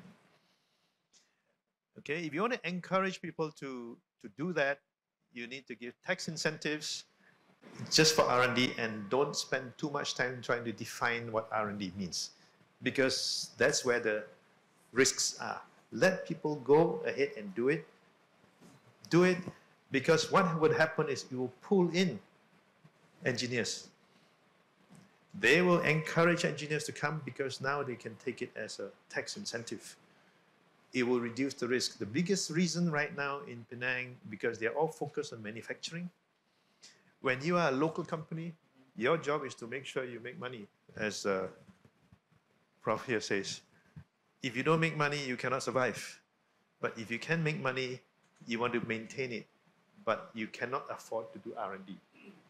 So R&D is the thing that is missing. Thank you. Great. Thank you very much, E.T., for that. Next to Prof. Rose. I think you ended up by saying that that gap, right, is the values, right, and ethics. Could you elaborate? If you were to go back now 10 years, when you were recommending these frameworks and whatever it is, independent whether it translates to a particular policy, but how would you do this differently in terms of inculcating the values that you think are important? Okay. The thing is, we always think that values and ethics there's 2 different schools of thought.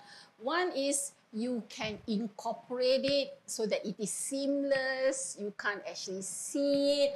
And the other school of thought is make it explicit. Okay. I think in all of the frameworks that we have devised, we didn't actually make it explicit. We're saying that that's the fundamental, that's something that we aspire towards. But how? The important thing is, how do we incorporate values and ethics? Values and ethics cannot be done overnight. It's got to be acculturated. It's got to be developed. And when we talk about a curriculum, let's say for undergraduate, we have that student for 4 years. 4 years of their life. That's not just like small part. So how do we develop their values and ethics throughout the time that they are with us? We can blame and say it's the family, parents and all of that. But as long as the student is with us, let's try to shape their values and ethics in everything that we do. And our previous notion was that it is via the curriculum.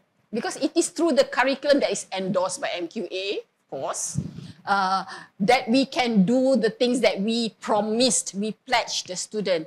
But I think Dato' agrees with me. MQA will be irrelevant.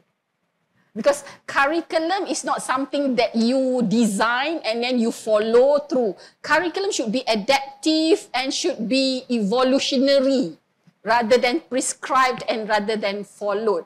So likewise, ethics should be incorporated throughout from the moment the student steps into the grounds of an education institution, from the minute, let's say, he parks the car.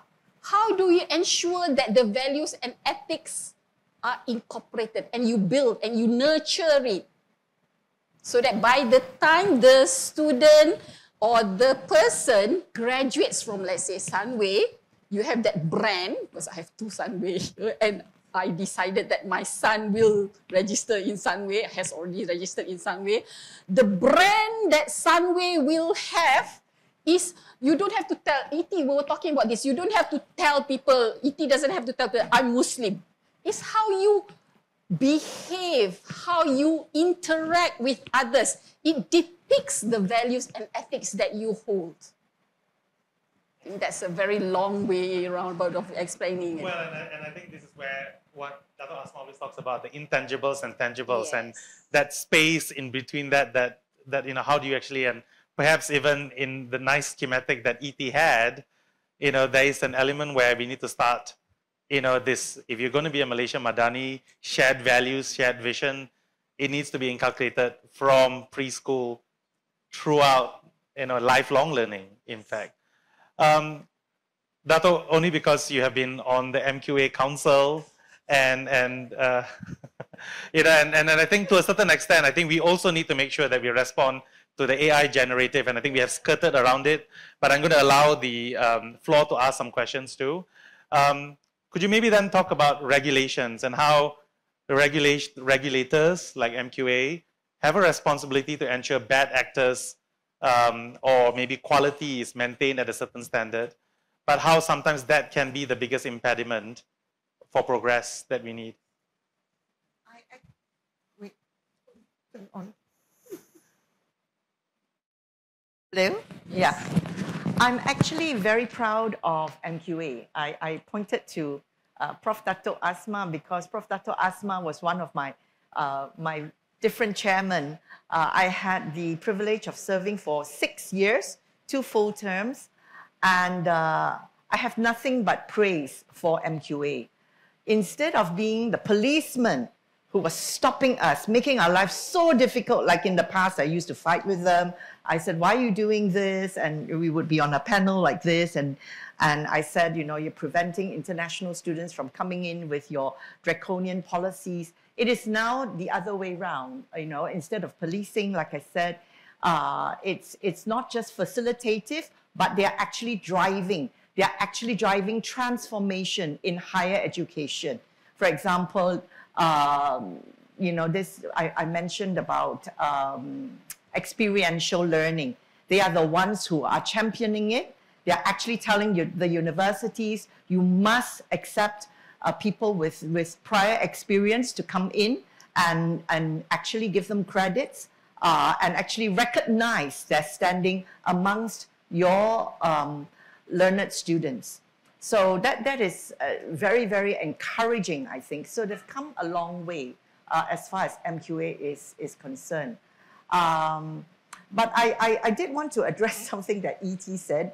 ET was talking very much on skills, which I think is important. And ET is also very shy, you know, he has a lot of wisdom in him, and sometimes he feels that he may not want to push the boundary so much. We are a little bit more daring. But really, it's not so much that. So aside from the skills, really, when we talk about a values-driven education, it has to be the skills, which is essential, because no skills, also no use. The values, as we've talked about earlier, what are these values?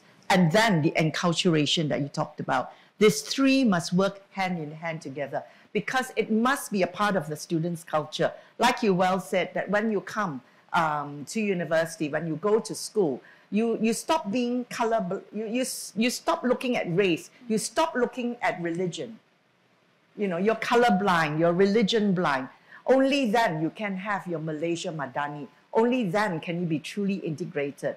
It's not only in Malaysia, but talk about gender balance. And you are also right that we do this a lot better than many other countries, both men and women, because men and women bring to the table different skill sets, different talents, different strengths. And so the two has to come together. I mean, God created the fact that there's men with the muscles and women with the brains. Sorry, I couldn't help that, okay? Joke aside, but the idea is that to put it together. And it's very true what you said with the heart. when I talked about those three things needing to come together, it really is the hand, the head, and the heart. The three H's have to come together. Right, that's compassion, right? One of the major values of that. All right, now I'm going to open up to the floor, and you certainly can, provide your initial comments or thoughts of what you've heard so far, and also your specific recommendations, but also perhaps questions. Feel free. Maybe stand up and introduce yourself. I think there should be individuals walking around with a microphone. Oh, there's actually microphones right in the middle. So please come forward. Okay, I see someone walking towards it. Yes? Oh, no, she's just walking towards the... All right, great. Let's give him a round of applause. Yeah.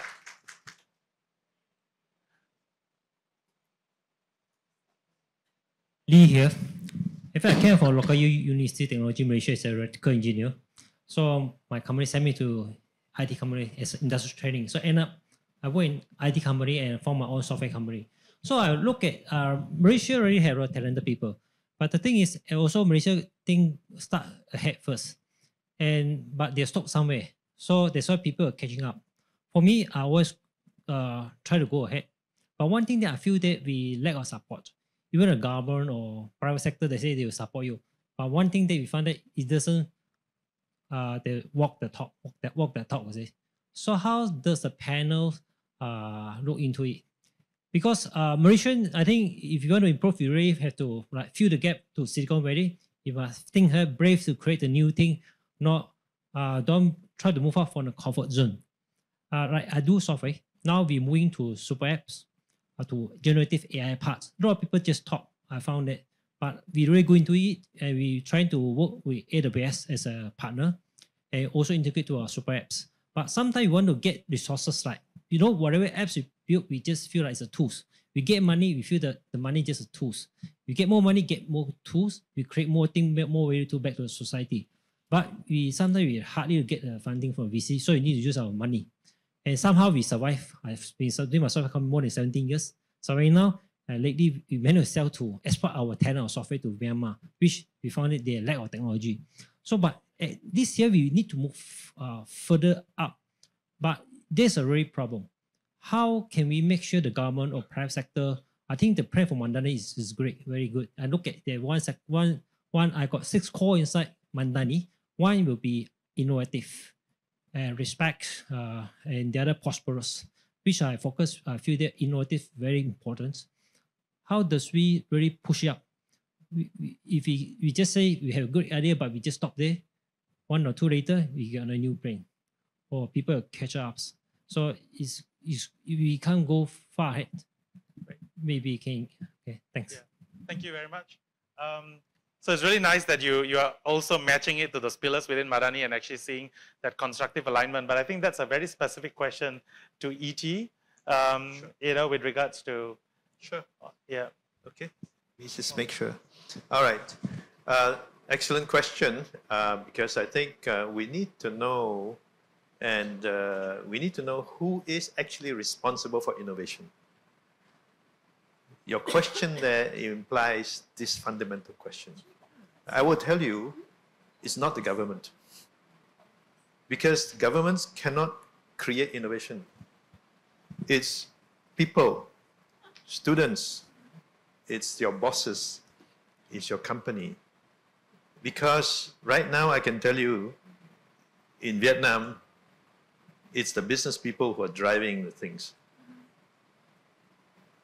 I came across software companies in Vietnam who is able to, they're probably no different from the people that you work with in KL and other places in Malaysia.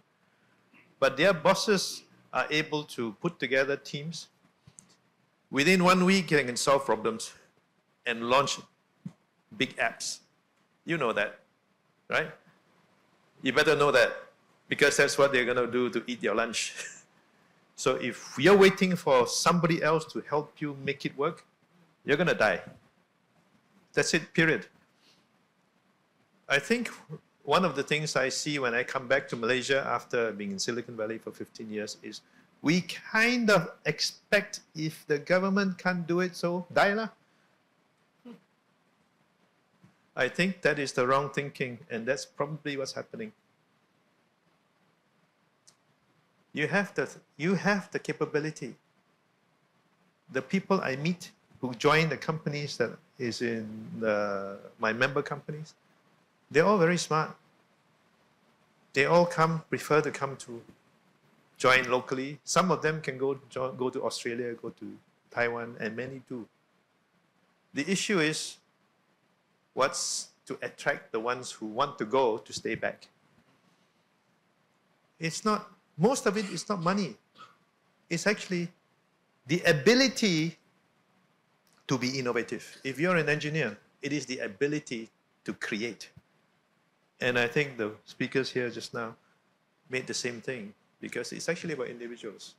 We went to schools and we saw the children, 14, 15 years old, when we put those things together, they were so excited. And those are small little LEDs.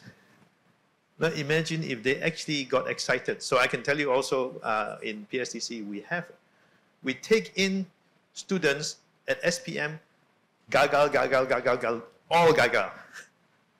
We take them in, we teach them how to do machining with skills. Gagal means you cannot do maths.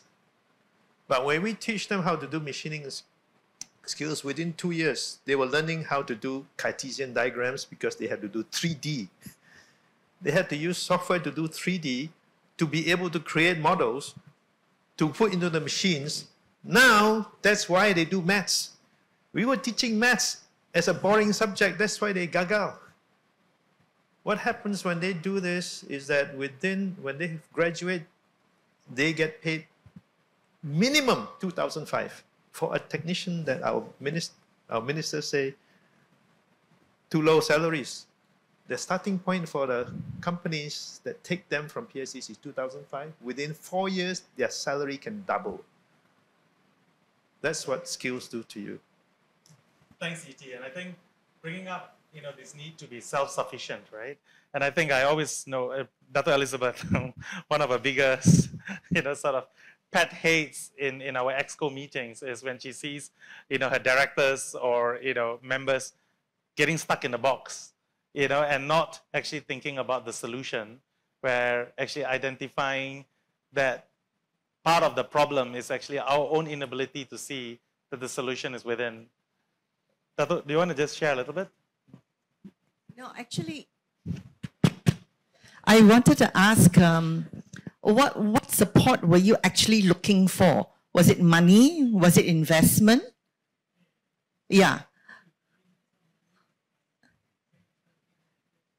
Sorry, like if it's about startup costs, for example, I mean, you can pitch to angel investors, and there are agencies that you can go to, but you have to make that move, which is what ET is talking about. You really have to pitch your idea. Maybe you're not getting the support because it is felt that what you think is very good is not good enough yet, and you need to improve it further. You know what I mean? Yes. But there are definitely a lot of different agencies willing to support you there. I mean, you have this thing called Cradle Fund, for example. All these are set up to support startups and to support innovation and to support all these new products that are coming up.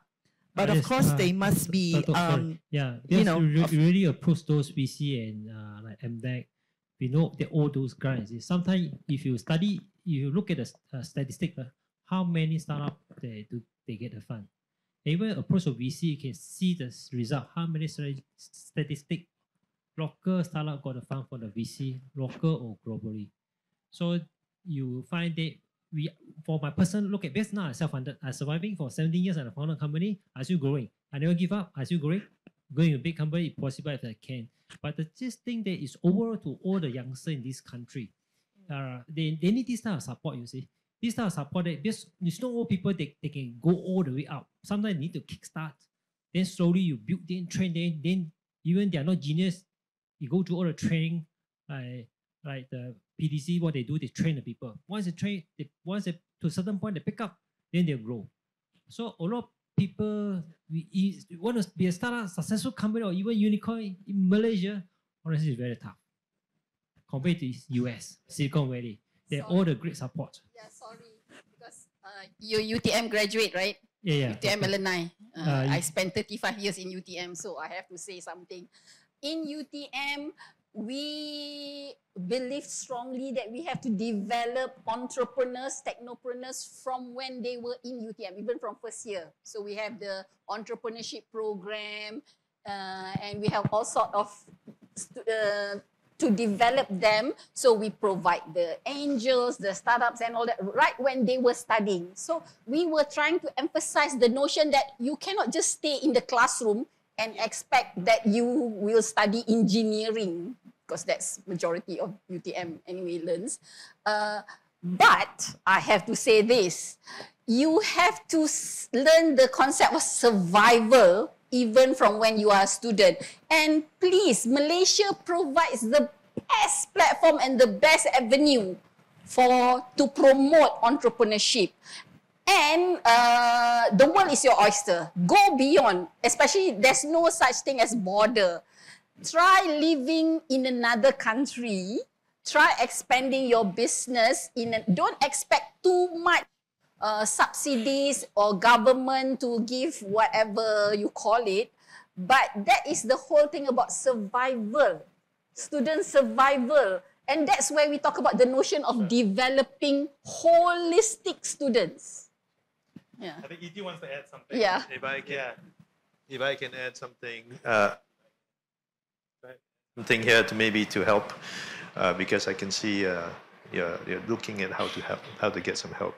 So the first thing you should do is, I can suggest, is instead of asking why can't somebody do something for me, I would have preferred you to stand up there and say, I'm doing this.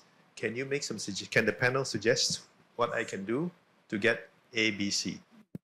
That would be in the nature of what Prof. Rose just said. I don't hear enough of that, people asking. I was in Singapore for 3 years at NUS Enterprise, where I helped startups like yourselves. Every one of them never complained about why the government. I don't know. They come and ask and say, I have this idea, who is prepared to help me? They ask the same question, but in a slightly different way. And you know what? People then direct them to different forums, and they have to look for and hunt.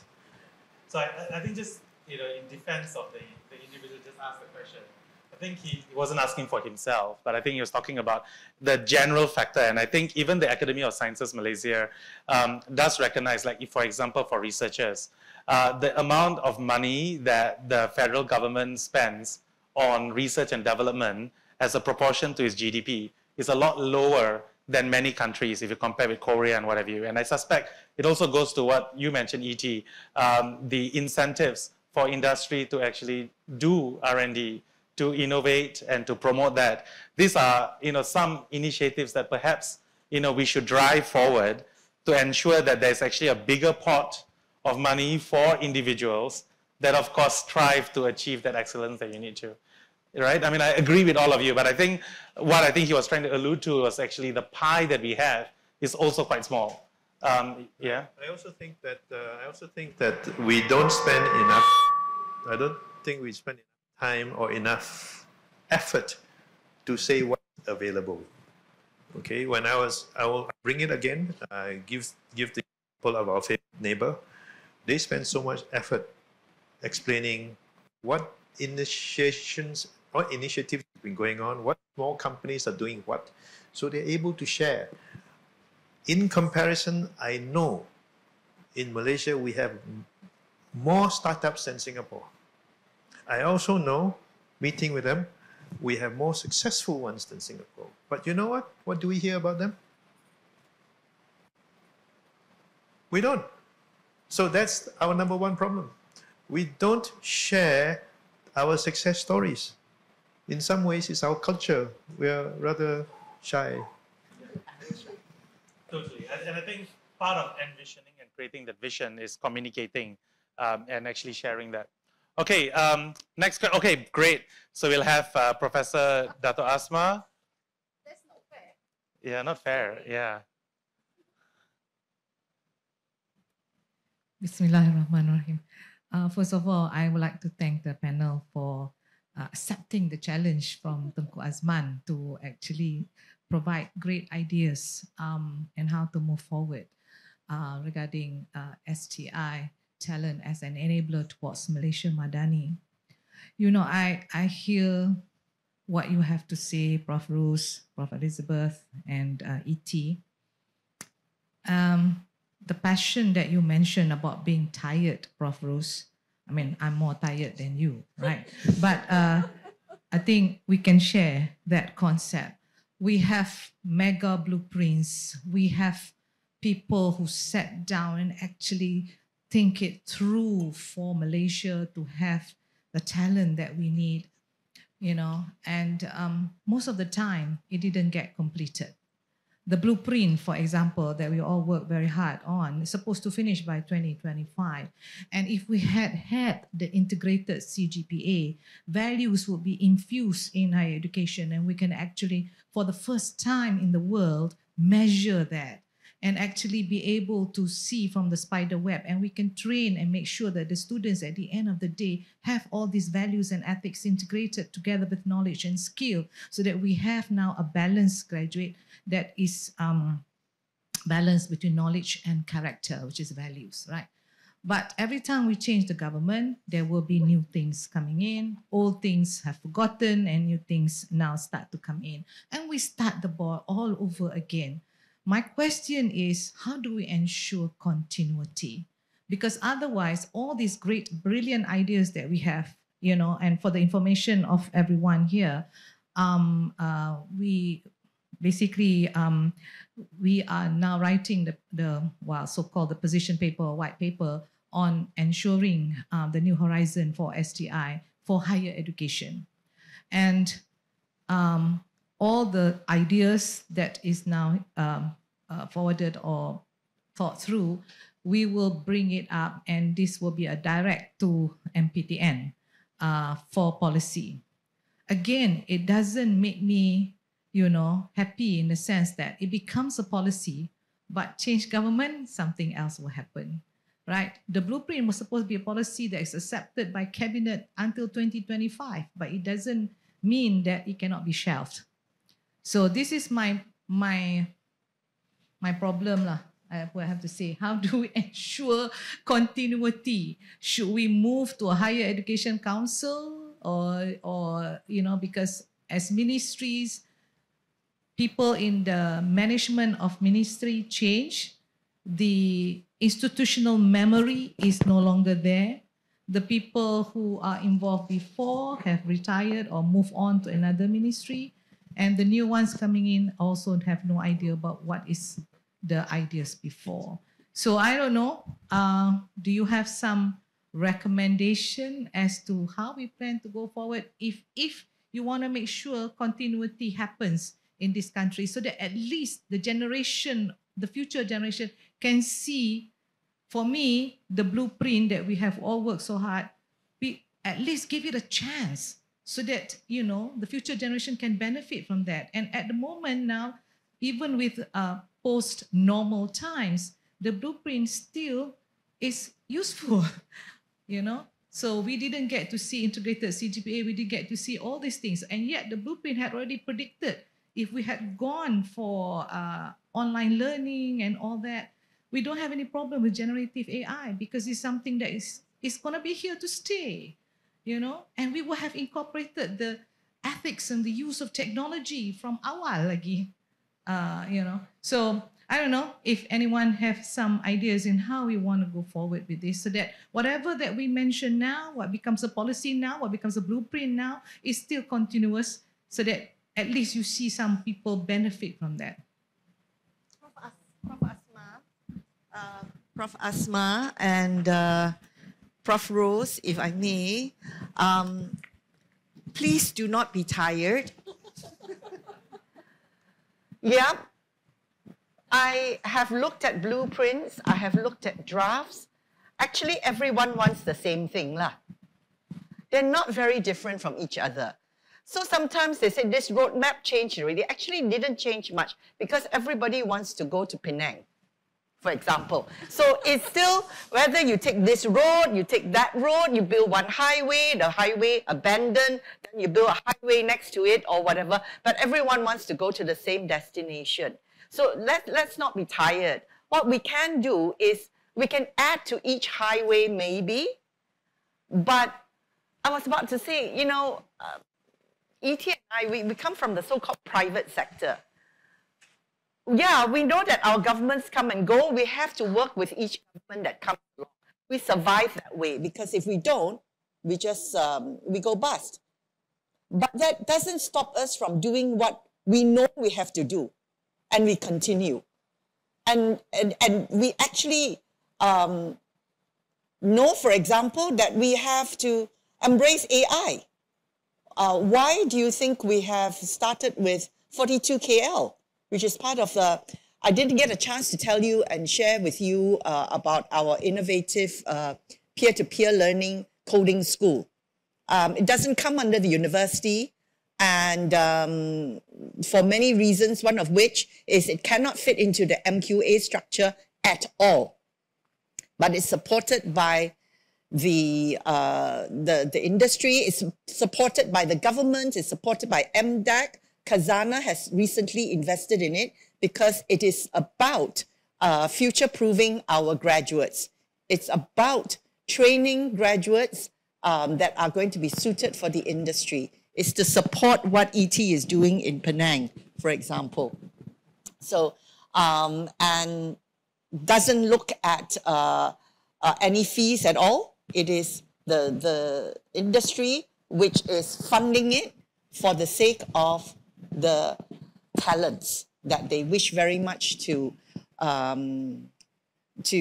eventually welcome into their organizations as well. So where I'm coming from is, it's really up to the individuals. And the blueprint, the roadmap, all these are very nice because the government will endorse it. And then you think it will jalan. But it doesn't jalan, you know, it doesn't move. If the people don't follow, if the people don't execute, it's just us. What Abi says, talking festival. You know, the blueprint becomes a talking festival. Everybody will have, you know, a conference, we will have training programs, but if it doesn't get down to the students, it doesn't get down to every single staff member, it won't be executed. Because we will all wait for the next blueprint because government gonna change already. And it comes back to us, individuals. We are the ones. It's like, sorry so much, moderator. No, go ahead. No.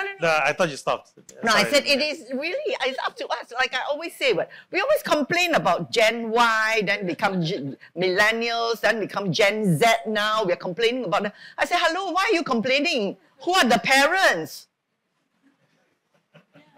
We created them. Sama lah. Edie, you want to say something? Yeah. Okay, I just wanted to add the question that Prof. Asma pointed out is we have I think you're referring to the education blueprint, right? That we got involved in also. The issue, I believe, is the same point that I made earlier, which is that if you believe certain values are important, and that's the reason why you are here, okay? Prof. Rose made the same point earlier in her presentation, which is that values need to be inculcated through the teachers, right? You don't need to wait for somebody to tell you, please put it in the curriculum. Okay. So the same thing happens with these blueprints. I would say that if we believe that captures the essence of what we want to do, then I think we should just go ahead and do it. Don't wait for permission. One of the things I learned when I was in Silicon Valley, which we basically inculcate in our engineers, is ask for forgiveness don't ask for permission. Nothing happens that way. That's good. I like that. Yeah? Yep, absolutely. Because, yeah. I've got to respond to this because I've done too many blueprints until I retired. But the thing is, blueprints are not supposed to be shelved.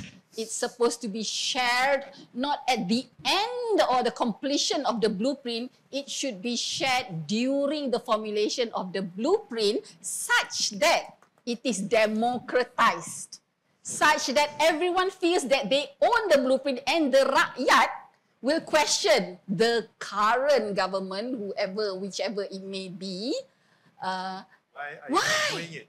Why aren't you executing? Why aren't you doing that blueprint that we have, if not participate, we have heard and we have gave our feedbacks. So, and I think Malaysians are too nice. Just, I don't want to be derhaka. But Malaysians, please wake up. Don't be too nice. Don't be too respectful of the higher ups or the government. You own the country. We own the country. Have a say. And that's why I feel strongly about after retirement, it's about serving through an association. So at least I'm trying to change the mindsets of the professors. Everyone should try to change mindsets of whatever community that they belong to, so that you feel a sense of ownership, so that you don't tunjuk tangan. It's always like, you lah, pointing somewhere else, whereas you should be pointing to yourself. And if you don't have the values and ethics that you build in yourself, perhaps it can be built when you are in a group. It can be nurtured within the group. Certain values can be generated through the group, and then you can make a difference. So perhaps I can share a lesson that I've seen at least in two places. The lesson is that you don't have to wait for some other higher power. Okay, that is actually how PSTC was formed. I didn't explain a little bit. How PSTC was formed in 1989 was because three companies got together and said, we need to address workforce issues in 1989. The three companies were Intel, Motorola, and HP. We need to come up with a solution that each of us can benefit from. And they got 31 companies together and said, can you join us? And they all did. And that was how PSTC was formed.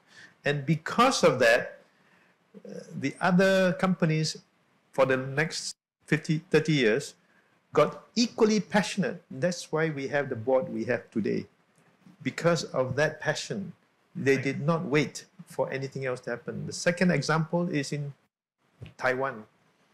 Taiwan has an organization called ITRI, I-T-R-I. Many of you would know. It's formed in exactly the same way, except they did it for R&D.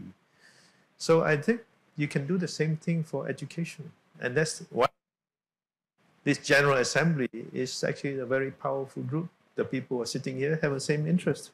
Thanks, Edie. But I think to a certain extent, I think responding to what Dato' Aksma said, I think you're right about the pragmatism of the private sectors, where, for you, it's the government of the day that you respect, and you just carry on because you are very clear of the value that you're supposed to create within your organization.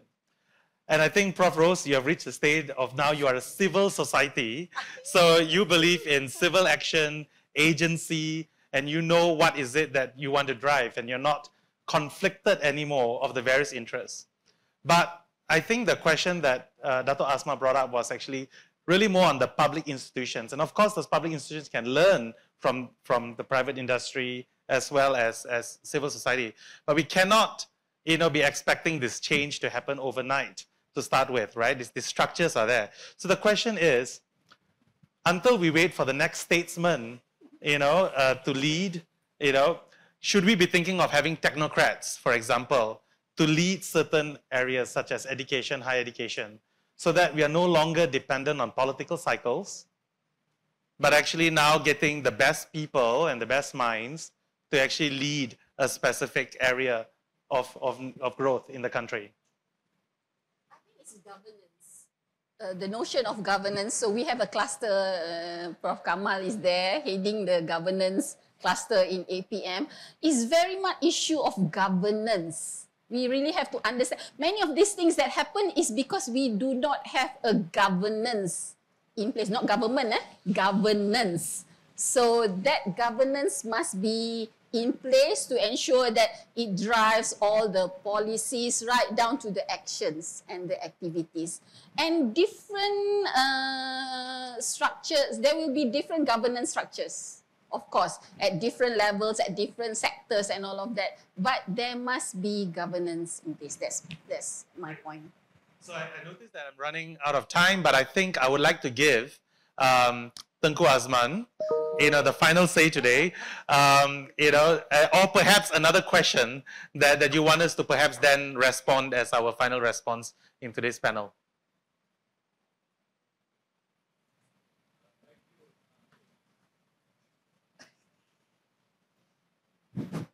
Thank you, Abi, Panel Chairman, for allowing me the privilege of a second intervention.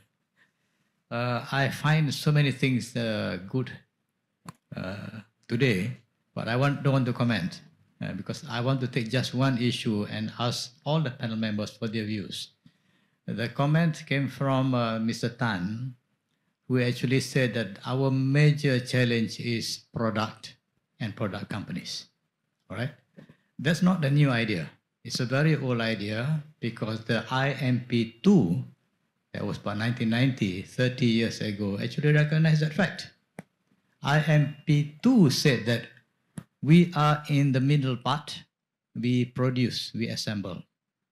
On the left, looking at it from value chain point of view, is ideas, design, production, product, branding, marketing.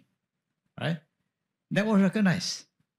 The question is why have we failed for 3 decades? And we continue to fail until today. I want to ask the question in this MADANI sense, right? If you look at the 3 MADANI, I would say, outcomes, sustainability, prosperity, innovation, to me, these are outcomes. What are the sources of these outcomes? I would say they are the values. And the values as given here, respect, trust, care, and compassion. That's my version, official version from somewhere. Now, how do we actually link values with the outcomes? If you want innovation, products, branding, marketing, how do we actually start the process?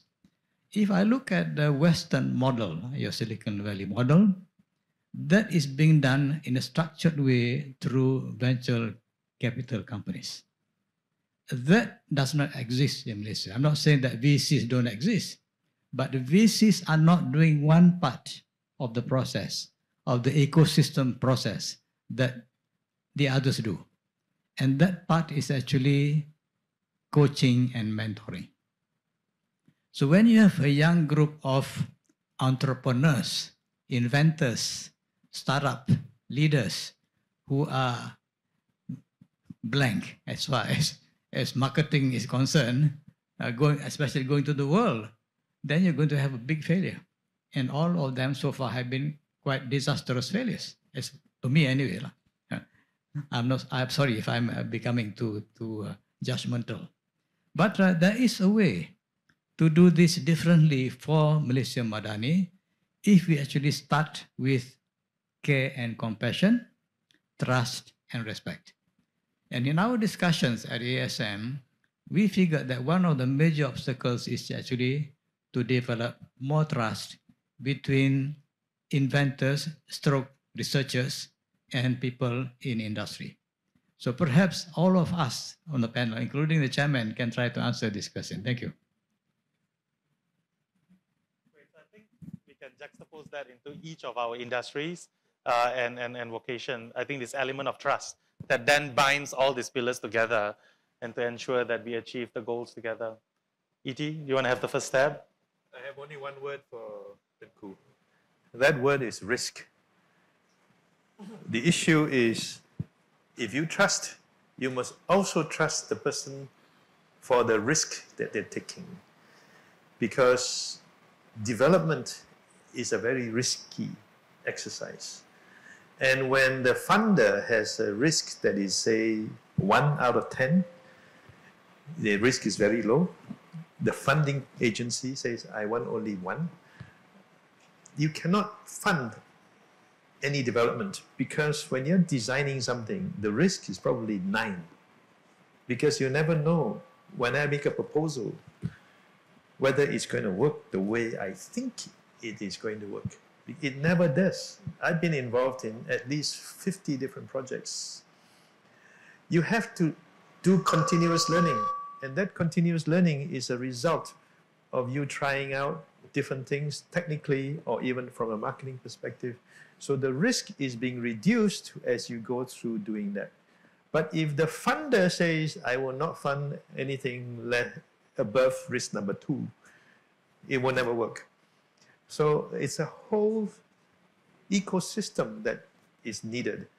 And what happens is in Silicon Valley, they know how to manage that risk. It's not that they don't agree with the risk. They know the risk is high. It's about how you manage. So it's the experience of managing that has to come through the whole ecosystem, because every step along the way is there. And by the way, Tongku, I think you also know about the methodology called TRL, Technology Readiness Level, which we all probably learn. That is a systematic way of understanding risk. Each level has its own risks. And until you get to level 9, there is no production. The person who has the idea at university is probably only at level 1 or 2. I'm so sorry, I'm going to say, I've seen universities propose entrepreneurial projects. I look at it, I'm sorry, it's level 3, and you're imagining it's level 9. E.T., I'm going to stop you there. Thank you. Yeah, trust and the risk, right? The appetite for risk. Dr. Elizabeth? I'm going to say that what universities all lament, and that is industry has to come in to play a hand. So far, and when I'm not talking about the hardcore in industries, I'm also talking about businesses. You know, in order to effect what we want, Malaysia Madani, the businesses out there, the industries, they have no choice but to believe that wealth must be shared. If they exist in such a way, like fund managers do, try to get the most money only, that by itself is not going to work, because it becomes a dog-eat-dog world and you're not able to share it.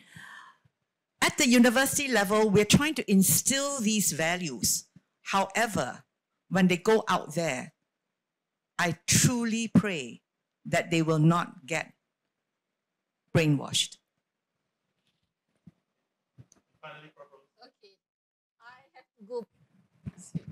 Okay, I have to go back to Datuk's opening remarks. Thomas Kuhn's work, because that's like going back 40 years ago, 50 years ago when I was in uni. We cannot, especially ASM, can no longer think scientifically. The old notion of is the paradigms. Everyone have to change, not everyone have to change their paradigms, but we have to be aware of the different paradigms that we have and appreciate the different paradigms that we have. And we cannot continue with the notion of being scientific. We have to change the notion of science to be more of, not, as Datuk mentioned, reductionism approach, like that's like 20, 30 years ago. We have constructivist approach. We evolve, we change, we appreciate. We are always in a constant flux of change. That's what we always try to do. And I agree totally, because my husband always tells me that trust is the number one thing. The minute you don't trust someone, then you're already, that's the road to, you know. So you must start with, you appreciate and you trust. If you have that trust, then you can do anything. And please don't, I came from UTM, don't put technology, and I'm from IT background, don't put technology foremost. It must come together with the values, with the ethics, with the soft. We have soft, hard, we have different labels that we put, but all must be together. And that's why we say it's a holistic approach rather than balanced approach, or it's got to be integrated holistic approach. Thank you so much. I'm not going to try to answer this because I respect everybody's time and I know we have gotten out of time. I know it's a bit of a cop-out, but I want to use this opportunity to just thank everybody and express my sincere gratitude to all here today assembled. This conversation by no means is ending, but I want to just congratulate ASM for really forcing many of us to actually, for the first time, even try to ask ourselves, how does Madani fit into our work? And I think this is honestly the first part, forcing, different groups of people that perhaps think that we are not part of the global or national discourse to now think about how can we play that role. And I think today is the first step to, I hope, a harmonization of language as we move forward. With that, thank you very much. Thank you, Professor Abi, for moderating this session just now. I hope everyone was enlightened by our specialists through that insightful discussions. Ladies and gentlemen, we have now come to the end of today's program. I would like to thank our distinguished panelists once again for the informative and eye-opening session today. A big appreciation goes to you, our viewers, and guests for joining us today. With that, I am your MC, Amelia, would like to end the session with a thank you and have a great day.